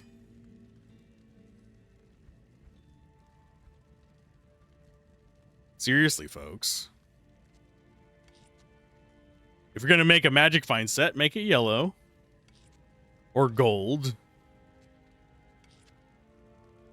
Okay, so we have Thul, we have Am. Organizing our inventory while the ad is running. Thank you for the gift subs. I greatly appreciate them. We have a... whatchamacallit going on? A hyper train? Ad break be gone. Thank you for removing the ad break. It is greatly appreciated. If I could dismiss the ad break mid-ad break, I would, just as in the spirit of that. Unfortunately, they won't allow me to do that. Makes me sad. But yes, ad breaks are the devil, but they keep the lights on and the jerky coming. Oh, yeah, let's just go ahead and just go rescue him. It's not that hard to rescue an old man from another old dead man. Whenever they're right here by the waypoint. Yeah, if anyone wants to get in on that hype train, I think you can get it with Prime. But you have to... oh, we didn't get a good one. But you have to have the little announcement thing go on with it. Have a good lurk. I feel that. I feel the editing necessary. I'll check out your channel later, by the way. I'll pop it open in a new window.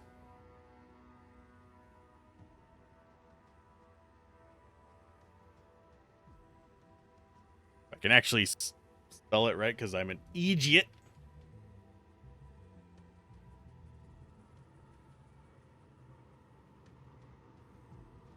There we go. I kept not typing the second L. It was nice meeting you as well. Have a good lurk, and I am off to rescue old man. Stay a while and listen. Who put prunes in my oatmeal? Ah! There you go, bud. The underscore catches a lot of people, yeah. One reason I am glad that I started and failed content creation multiple times before finally getting to where I am. I was able to get my name without suffixes and stuff. Now whenever I go places I can't. But so if you see anybody with my name other than on Twitch, YouTube, and Discord, it ain't me. Oh, and Blue Sky. I have Blue Sky. I got that without having to add stuff to my name. The real kicker is people think that I stole my name from frickin' Warcraft. I wrote a short story with this name in the 80s. And it's not spelled the same as Alzorath.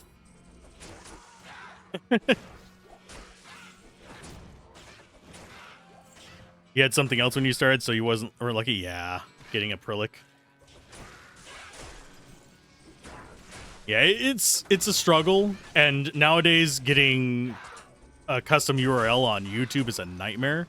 I did actually have to fight with that trying to get a new channel set up for another project. Not going to link it to this name. Don't worry, nobody's going to have to find out about my other projects. Unless you find me on there.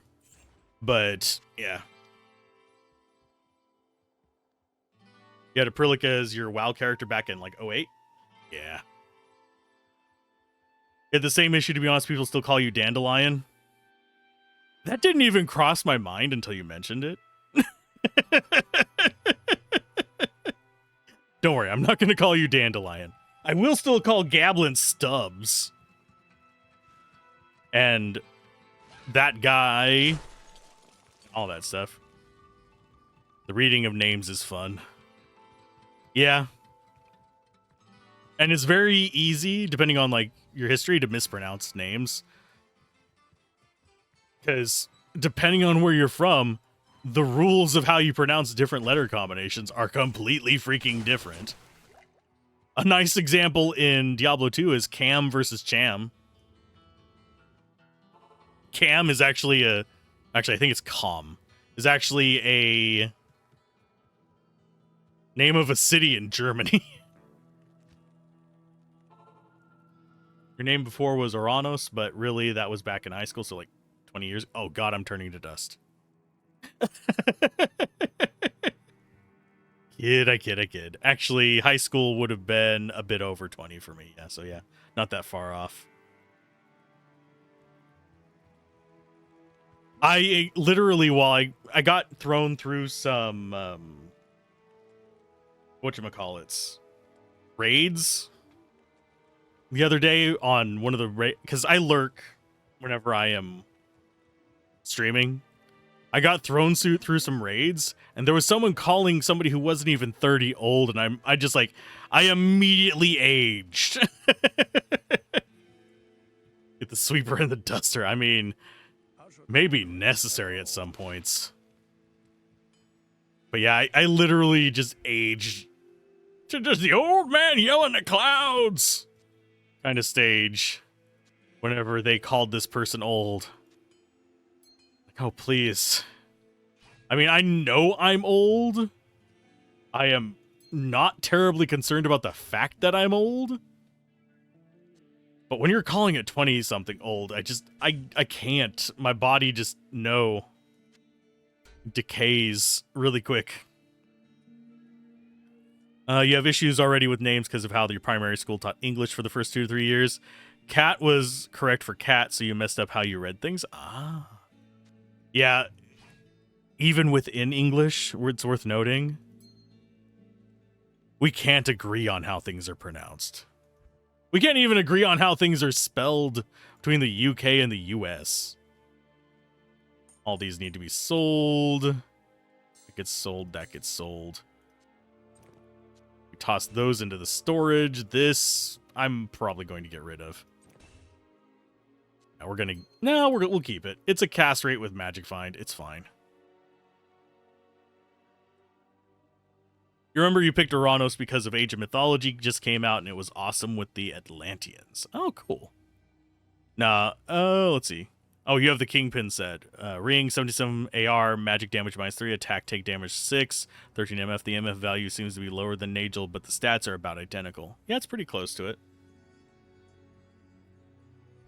But yeah, it's definitely, for me, my first character name, I'm probably, no, it's going to get associated with people that aren't me if I actually mention it, which is problematic. Because there is somebody else going around with 2 of my other names right now. And one of them, someone that I don't want to be associated with, because I do look up my old names every now and then. And even on a forum, someone literally contacted me wanting to buy my account because I had the name. It was on Lurker Lounge, funnily enough, which is pointless now. I probably should have sold it. But yes, back in the early D2 days, while I had an Alzorath character and it was named after the character in my book, which it was a short story and it was really shitty because I was a child. Yeah, when we actually have access to everything now, don't we? I guess we go Seraphim instead of that.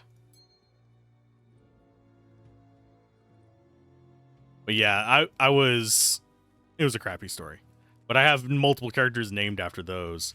But all of my early internet, we're talking 95 to about, I want to say 2007 or 2008, was under like 2 other different names. So if you go track down my posts on dissecting Diablo 2 back in the day, you're not going to find my name by them.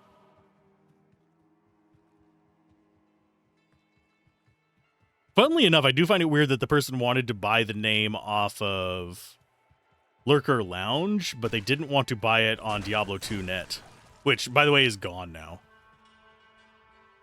You ever take all your characters are named similarly, like all your Diablo characters are named in the same cycle? Yeah. Understandable.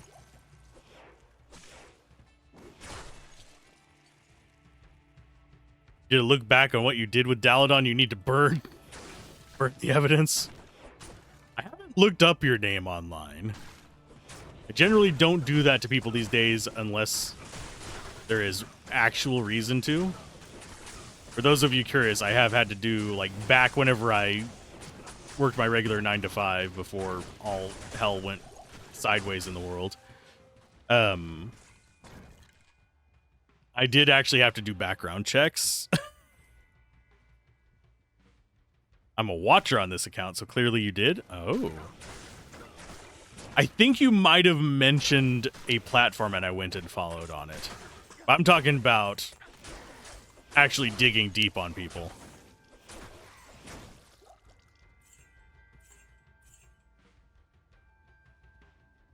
So it was a safe option for you? Yeah, I don't know if I would do this name again if I could go back in time. Because there is a lot associated with it that I don't agree with anymore, but I live with my past self, so I accept it. Even the light cannot pierce this gloom. Yeah, you had a job with that for employment purposes? Yeah. I have thought of going back and doing a 9 to 5, but also would cut into... I would basically have to give up YouTube. Which... I have gotten close to that a few times, wanting to just give up and go back to just normal 9 to 5s for the rest of my life. And really, I don't mind most 9 to 5s. I actually enjoyed retail back when I did that, funnily enough. Didn't like the company I worked for, but I enjoyed retail. But yeah, having to do background checks on people, you learn things you don't want to learn.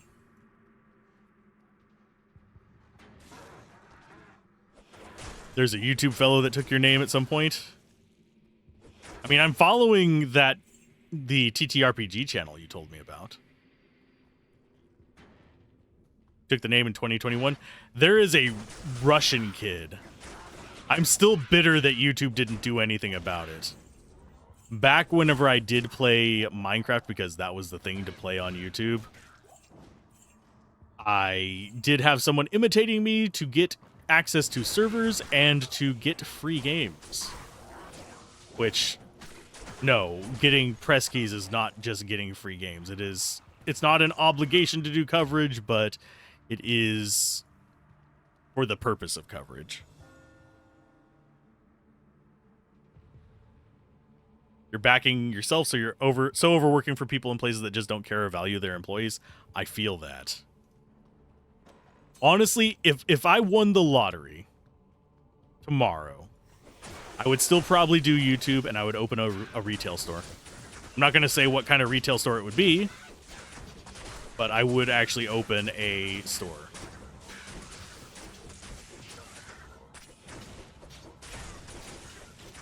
And just run that during the day and stream and stuff at night. Hire somebody to do my taxes for it, because taxes suck ass. I am a huge believer in actually, if you have the money, you should do good things. Too bad too many people don't. Like, there's people who it wouldn't even make a dent in their lifestyle at all to massively change the world, and they just don't do it because they want more money. It has to be profit bearing. Sisters turn the tide against evil. Think of was like a Let's Play story. You'd be comfortable and happy, just keep doing what you're doing, but much less stress or worry. Exactly. I would add businesses to my pool of things that I do, because I think I could do a better job than the companies I have worked for in the past. Because I have horror stories. Yay. And yes, there's always going to be corruption and stupidity at every company. There's going to be people exploiting systems. But as long as you are focused on doing a net positive rather than just trying to make more money than the next guy, you can do a lot of good. Funnily enough, people doing good on YouTube is what actually originally inspired me to do YouTube. Things like what Kurt J. Mack did with Far Lands or Bust, and just the general positive influence people like Total Biscuit had on the industry. All that stuff inspired me to actually create content back then. Total Biscuit was a really big inspiration. I was sad when he died. That was about as rough as when freaking I've just completely blanked on his name. Mork. Why is my brain not remembering his name? Robin Williams. There we go. Took a minute for my brain to go there. It's like processing through it, but yeah. Total Biscuit passing was as rough for me as it was for Robin whenever Robin Williams passed, because they were both just iconic people for me to process through.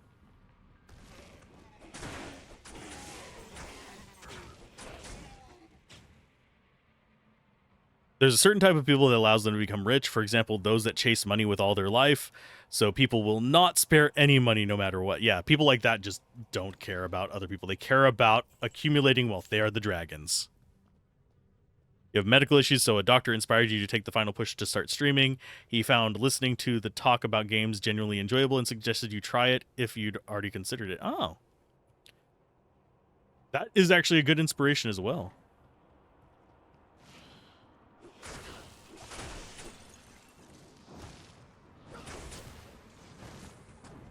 You think I'm guessing you mean Total Biscuit, Daladon.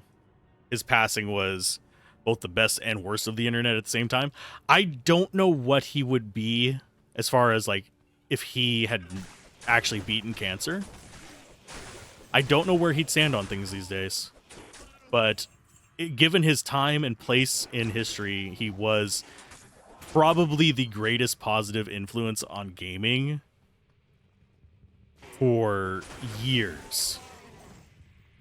Just period. Is he as big as some of these other creators? No. But he had enough sway at the right time to actually cause a not permanent impact, but long enough impact that we got some great games because of his input, and we got some great quality of life improvements. Gaming overall is a better place because Total Biscuit existed. Will I ever reach those heights? Probably not. Most people will not. But I can aspire to it.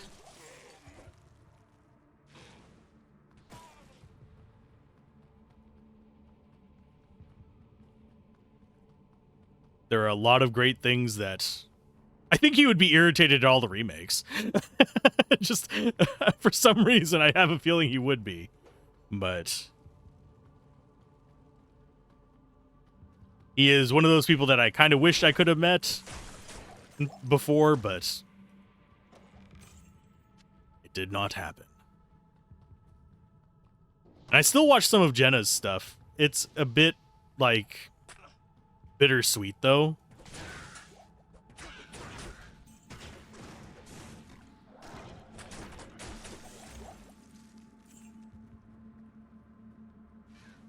Especially if they don't fix the field of view slider. Oh, God. Oh, I probably should unban the person. I got so irritated at the ableism of one comment that I really did just ban someone from the channel because of it. I probably shouldn't have had such a knee-jerk reaction to it, but they basically went on a tirade because, for those of you that are new, those of you that have just dropped in, while I don't have severe motion sickness from like simulator sickness, I do get it from certain factors. I can handle 3D games. I can even handle first-person games as long as certain things are appropriate. Field of view being one of them, and motion blur being able to be disabled properly is another one. There's some third-person games that trigger it as well because they have essentially ray tracing's equivalent of motion blur 2.0. So, but I had someone go off on a tirade saying, of course you're feeling nauseous while playing this game. You have the field of view slider all the way up. It made me nauseous. Well, I hate to break it to you, but if I didn't have the field of view slider up, I wouldn't have been able to make it an hour in that game. And it was, I think it was on Eternal Strands that they commented. Which I was just like, you know what? Fuck it, I'm not dealing with this today. And I banned them. I shouldn't be that knee-jerk about it, but it just, them going after the very thing that I use to make it possible to play the game for me, and being so, like, overtly obtuse about it. Like, I literally explain in that video why I had to set the field of view up. And it's a common fix for it. I did reply to them before banning them, unfortunately. That's the only, their response to my reply to them is what ultimately resulted in me banning them. But I explained that field of view is what I use to help mitigate it.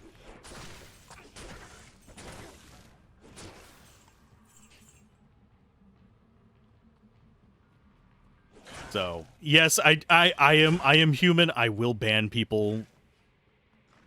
And it's not even a hard ban. They can still watch the videos if they want. That's fine. They can still comment on it. I just don't have to see it.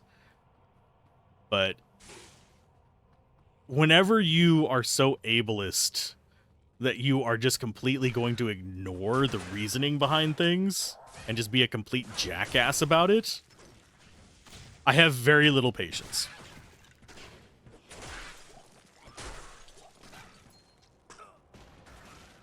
I actually like the lighting in Diablo 2. It probably makes the stream absolutely horrendous to watch on YouTube. I'm just gonna put that one out there. I am. It probably does look all kind of weird and pixelated on YouTube, especially because YouTube crunches blacks. As far as the colors go, they crunch the shadows. And that was an entirely like just useless path on here. The stairs are right here. Oh, we got XP from it. Figure there's always someone that comes in and says something sometime that will get banned. It happens. But yeah, Diablo 1 is also dark as hell. They don't really have that in the later ones. I mean, Diablo 4 has a few areas that can be a little bit oppressively dark. They don't feel quite as grim as Diablo 1 and 2. They still feel arcadey to me.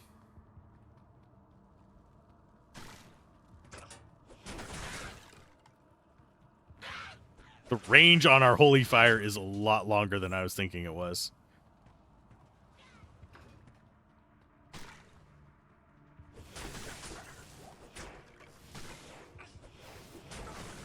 Diablo 1 starts out dark until you're just in the lava hellholes. Yup. I still remember popping so many friends in that by just spamming chain lightning. I knew I shouldn't.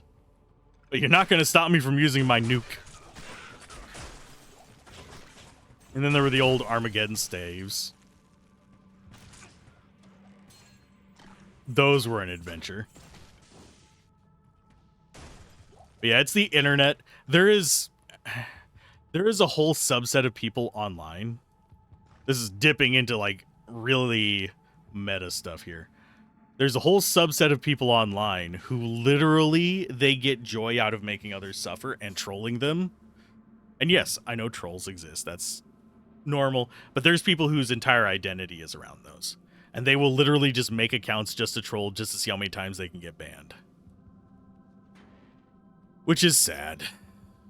You have to wonder, it's gotta be, there's gotta be a psychological condition that actually can relate to.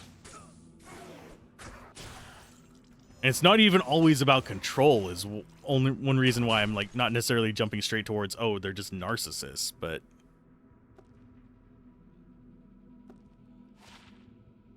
hey, Bone Spear projectiles, cool. Be selling that most likely.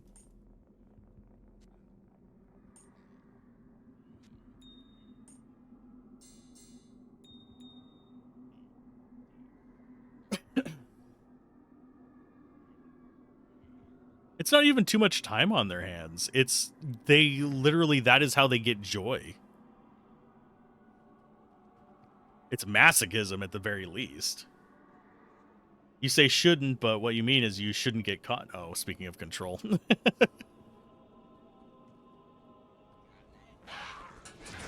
I want to spend much time in this room? Probably not, because we're just going to have to deal with things reviving all the time. I'm just going to go through. I'm going to kill... Actually, I'm probably not even going to kill the guy up here. It's uniques in this mod are just not worth it. Unique enemies, that is. They don't guarantee a drop. We're still on players 8. I should probably drop it before we go down into Endariel's.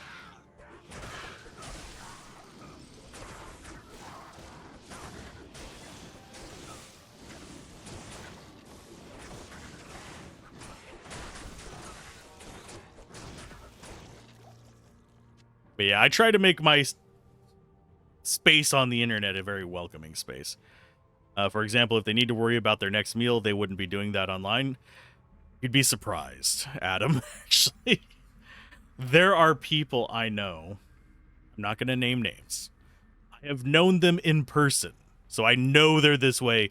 First-hand example situation, where they were literally in the cycle of pawning their computer every month just to get food and buying it back at their next paycheck. That was their life cycle. Who were that way?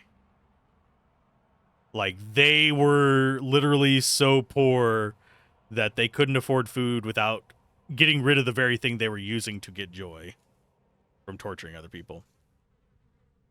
He drove one of those mad trying to get themselves banned for the first year, kept treating them like the person till they went mental and left, learned where the ban button was. You were on your champion in D&D yesterday. There was a snake pit in the Yonti temple. There was some Yonti, and I have shoved my weapon 10 feet each time you hit someone in the 2024 rules. Okay. You have shove on your weapon for 10 feet each time you hit someone. An advantage on athletics. Into the pit. Oh, yeah, you were knocking them into the pit left and right. I remember that. Nowadays, you know where the ban button is and don't let people harass you or your community. Exactly. That is really the best way to approach it. And just as they take advantage of, there are countless people online. That is what these kind of predatory people go with.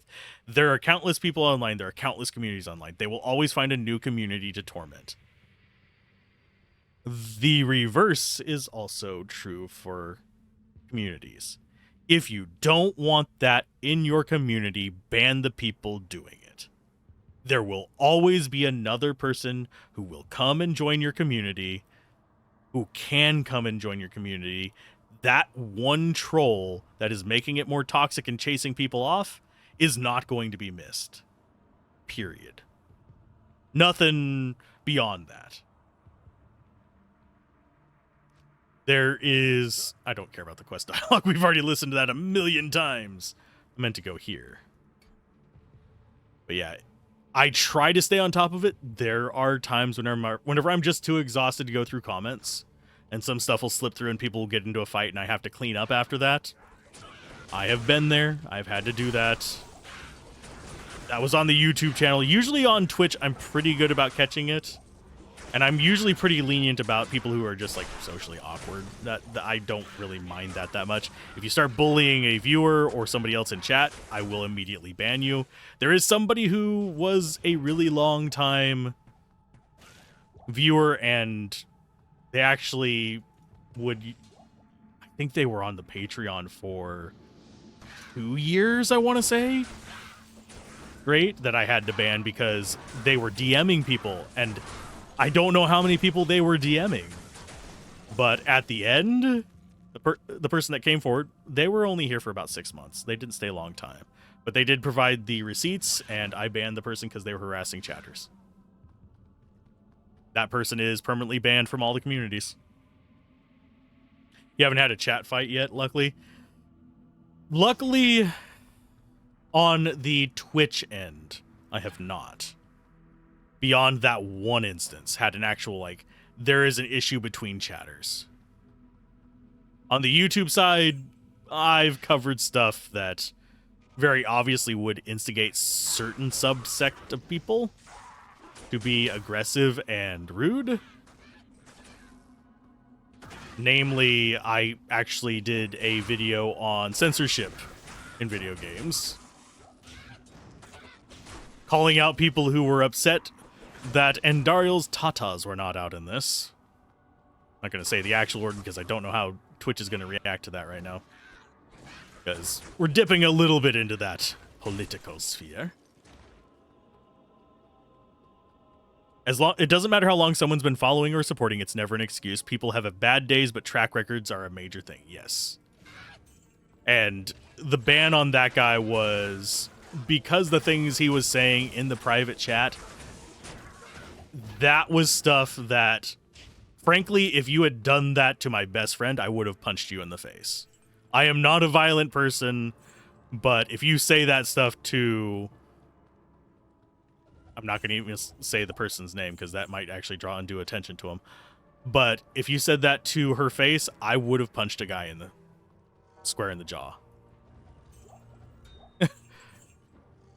And I have never been a violent person. I did martial arts because I found it to be good exercise.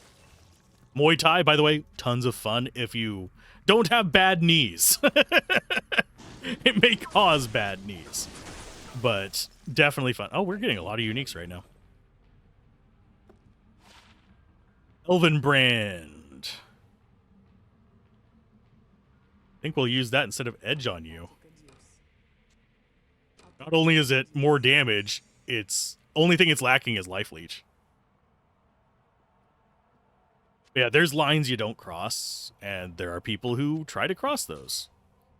Some of them are really good at hiding it as well whenever they're crossing them off camera. That's why, generally speaking, if you can provide receipts like photo evidence, first, if it's on a platform, report it to the platform first. They will ban the account. You never did Muay Thai, but you did kickboxing for the same? Yeah. It's good exercise. Jiu-Jitsu is also pretty good. I can't do either of them anymore because I am getting old. And I would like to keep walking into at least my 50s. It would be advantageous to me to be able to. But just because I'm old and creaky nowadays doesn't mean that I have to put up with shit.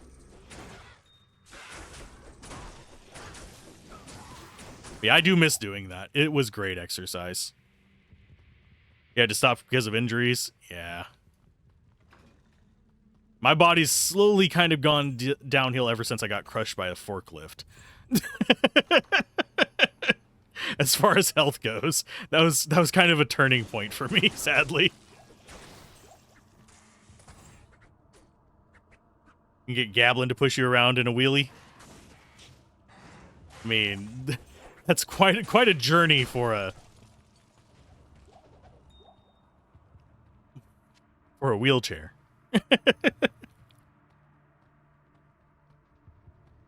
I'm looking for the waypoint. Do we not? Oh, we're on level 1. Duh. Wow. I got too caught up in the conversation. I didn't realize we were on freaking Catacombs 1. Tried to kill me with a forklift. The bad part is I was the one driving the forklift. It's a walk behind. But what happened was the brakes failed on it, and it ran up on me and crushed me. So I had put in a report on it prior as well, but they told me just use it. Okay. I'd put a report on it for a safety thing. It had a kick guard that would have shoved my foot back, but that kick guard was broken.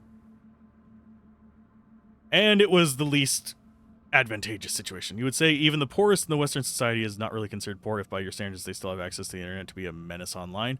Depends on where in the West, Adam. The US is a very distinct place in that regard. Japan's another one.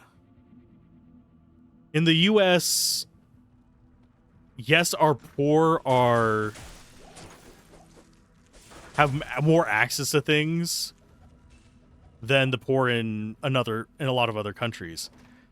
But at the same time, the disparity and the cost of living is different. It's a shame, but you're a bit impressed by the fail. Yeah, I mean, this was retail. This was the same store that refused to take it had to have been from the early 80s piece of a forklift equipment. It was another walk-behind, and it's one that I actually refused to use, period. But they refused to take it out of service, even though it had crushed someone's arm. It basically kept going, and it just basically ramped up in speed and pinned them against the wall and snapped their arm. So yeah, it wasn't a terribly safe workplace. The price of living is tough there too, but good support nets and healthcare, yeah.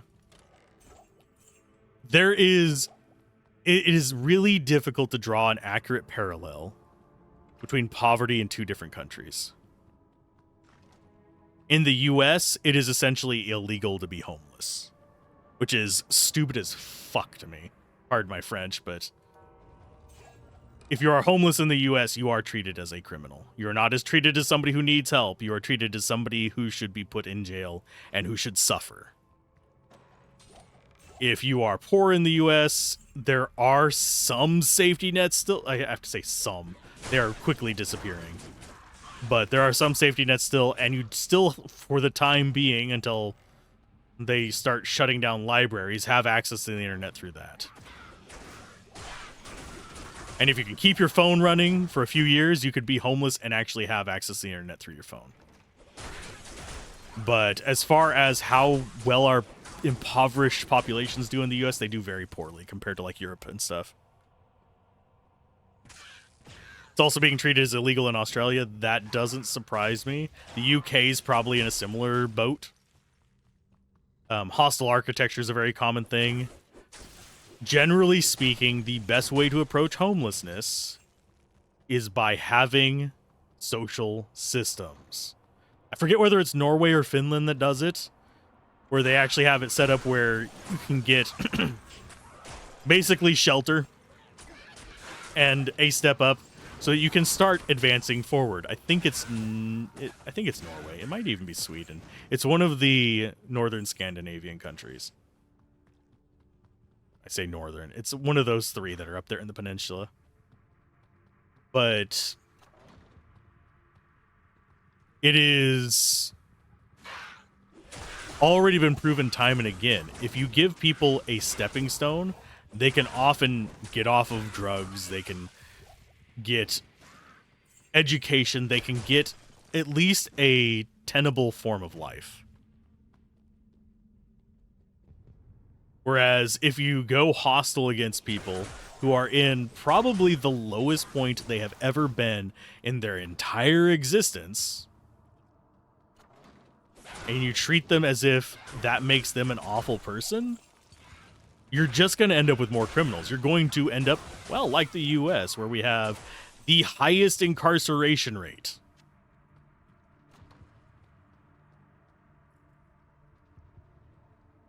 We have shelters, fixed houses where you can do drugs with clean needles rather than leaving dirty needles everywhere in the city, and food, yeah.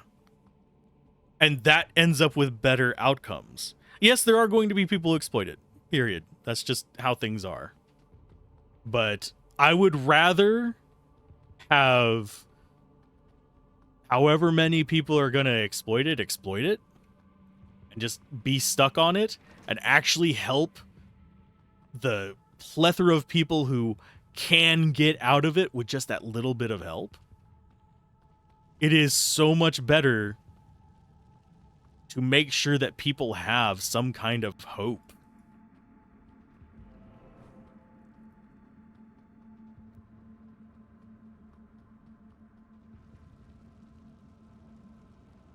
You have their prison systems are the best example. They let the prisoners go to day jobs, get skills, still live kind of normally, just restricted. Yeah. And that has exceptionally good outcomes. They're actually not worrying about their next meal if they can go to a library, go online, and be a bully without food. They are supposed to be too hungry to do anything. I guess it really depends on where you put the definition at, Adam. Personally, food insecurity, which is a definite problem these days, actually, in the US due to price gouging. And no, it's not due to, oh, everything's so expensive. Prices of food here in the US are way worse than they are in Europe. And it's not because the food's more expensive. It is because they can get away with charging more under the excuse of it is inflation. It is not inflation, it is price gouging. They did the same thing at the start of COVID. But they're so big that, oh no, we can't shut down Walmart.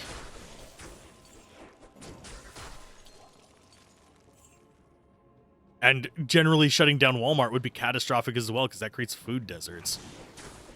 Because they shut down all the family-owned ones there, and the infrastructure isn't there to actually get shipments in, other than through, like, Walmart and stuff. Because of all the changes. The fix is clean. It's not washing detergent filler in the drug and won't kill them because they had a shitty time of life. Exactly. You shouldn't fuck people over just because they have... Just because they... Even if it was entirely their fault, even if how they ended up was something they actively made the decision to do, you should not doom someone to decades of suffering, being treated like an illegal person who shouldn't exist because of a mistake. If it's a habit and a continuous pattern of behavior, get them psychological help. There is always an ethical and redeeming way to do it. Slightly tempted to put the political thing on the channel as a tag right now, because we're kind of teetering on the edge. But yeah, I'll stop my rant for a while. We're going to focus in on Diablo 2. We are going to beat Andariel. We're past the 4-hour mark. I'm not going to flash the recording because I think we're probably going to have to call it after Andariel, because I need to finish writing a review for another game that I actually really enjoy, but is jank as shit to play nowadays, Dungeon Siege 1. But yeah, that kind of stuff I can rant on, I can talk on endlessly, so I kind of have to rein myself in so I don't get punished on certain platforms. Because it does start falling into the category of, yes, you need to label it as this type of stream. But yes, my spaces online, as far as I can guarantee them, are here to be places of respite. They are places to enjoy video games. They are places to not have to worry about bullshit coming in and wrecking everything you care about, or causing you undue stress. You have it as a non-topic. To an extent, I wholly understand that stance. For me, I have seen... I am in a place right now where, due to the country that I live in, I can't ethically make it a non-topic anymore.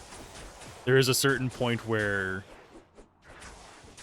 hard discussions need to be had and a line in the sand needs to be drawn. We are bordering on that right now where I live, so I don't feel like I have the luxury to be silent where I live anymore. Sure, I do not have the health or even the patience these days to go out and march. I physically cannot do that without it completely like shortening my life. And if I go out and do that, chances are I won't have the resources to survive. But in my space on here, I can say that this is what we stand for. If people don't like that, they can get out. We didn't drop it to players 1. I think we're fine, though.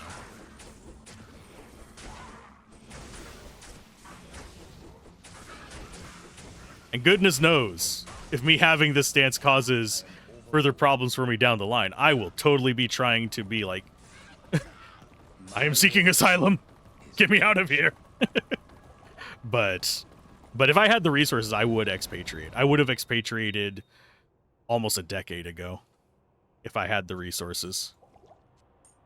But I currently don't qualify for immigration statuses to most places where I would actually fit.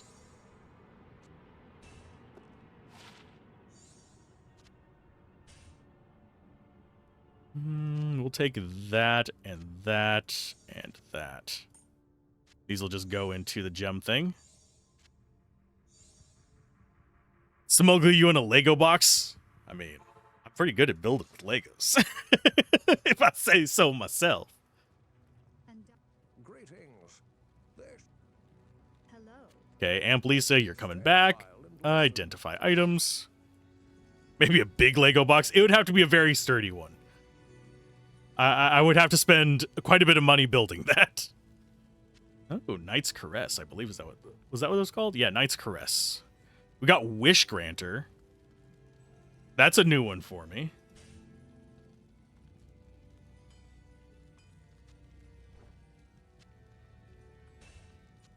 But we'll need to organize this stuff a little bit later. This can just go away. We keep that.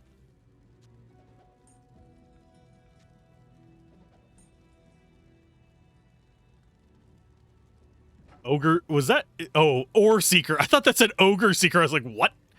The hell? You say. Okay, do we go Strength and Dexterity, or do we go with Fall from Grace? I think we go with Fall from Grace for the dual leech, but we keep this.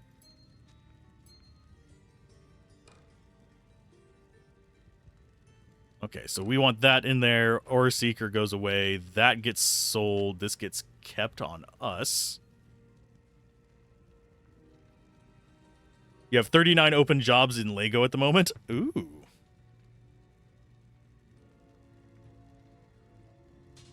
I mean, I don't know how I would qualify for it, but that would be right up my alley. That gets sold. That one we're going to keep just because nostalgia reasons. And yeah, I'll finish organizing this off screen. Let's go turn in the Malice. One of them is Technical Writer. I mean, technically I'm a writer.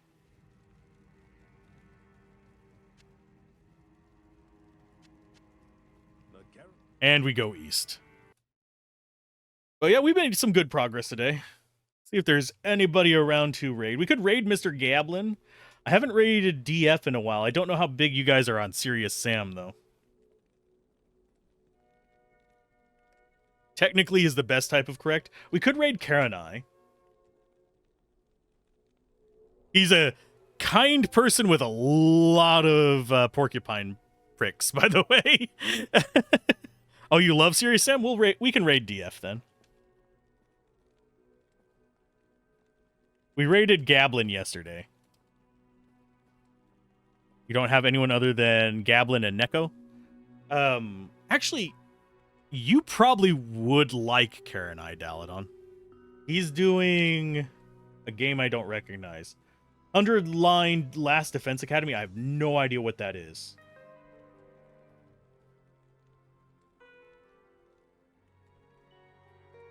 I don't know what game this is. And he's currently on the just chatting, so. I take recommendations for channels to check out. I don't raid people that I haven't watched at least once. Because that's gone poorly before. Yeah, 100 line is going to be an RPG, knowing Karanai. It's turn-based, I guarantee it as well. Yeah, if you have recommendations, I will definitely check out channels. I'll add them to my follow list and then see if they're something I can raid into. DF is actually going up in numbers. Let's go ahead and raid Karanai, because that's one I think Daladon will appreciate. He's a German streamer. Currently, he's on his duck avatar instead of ravens.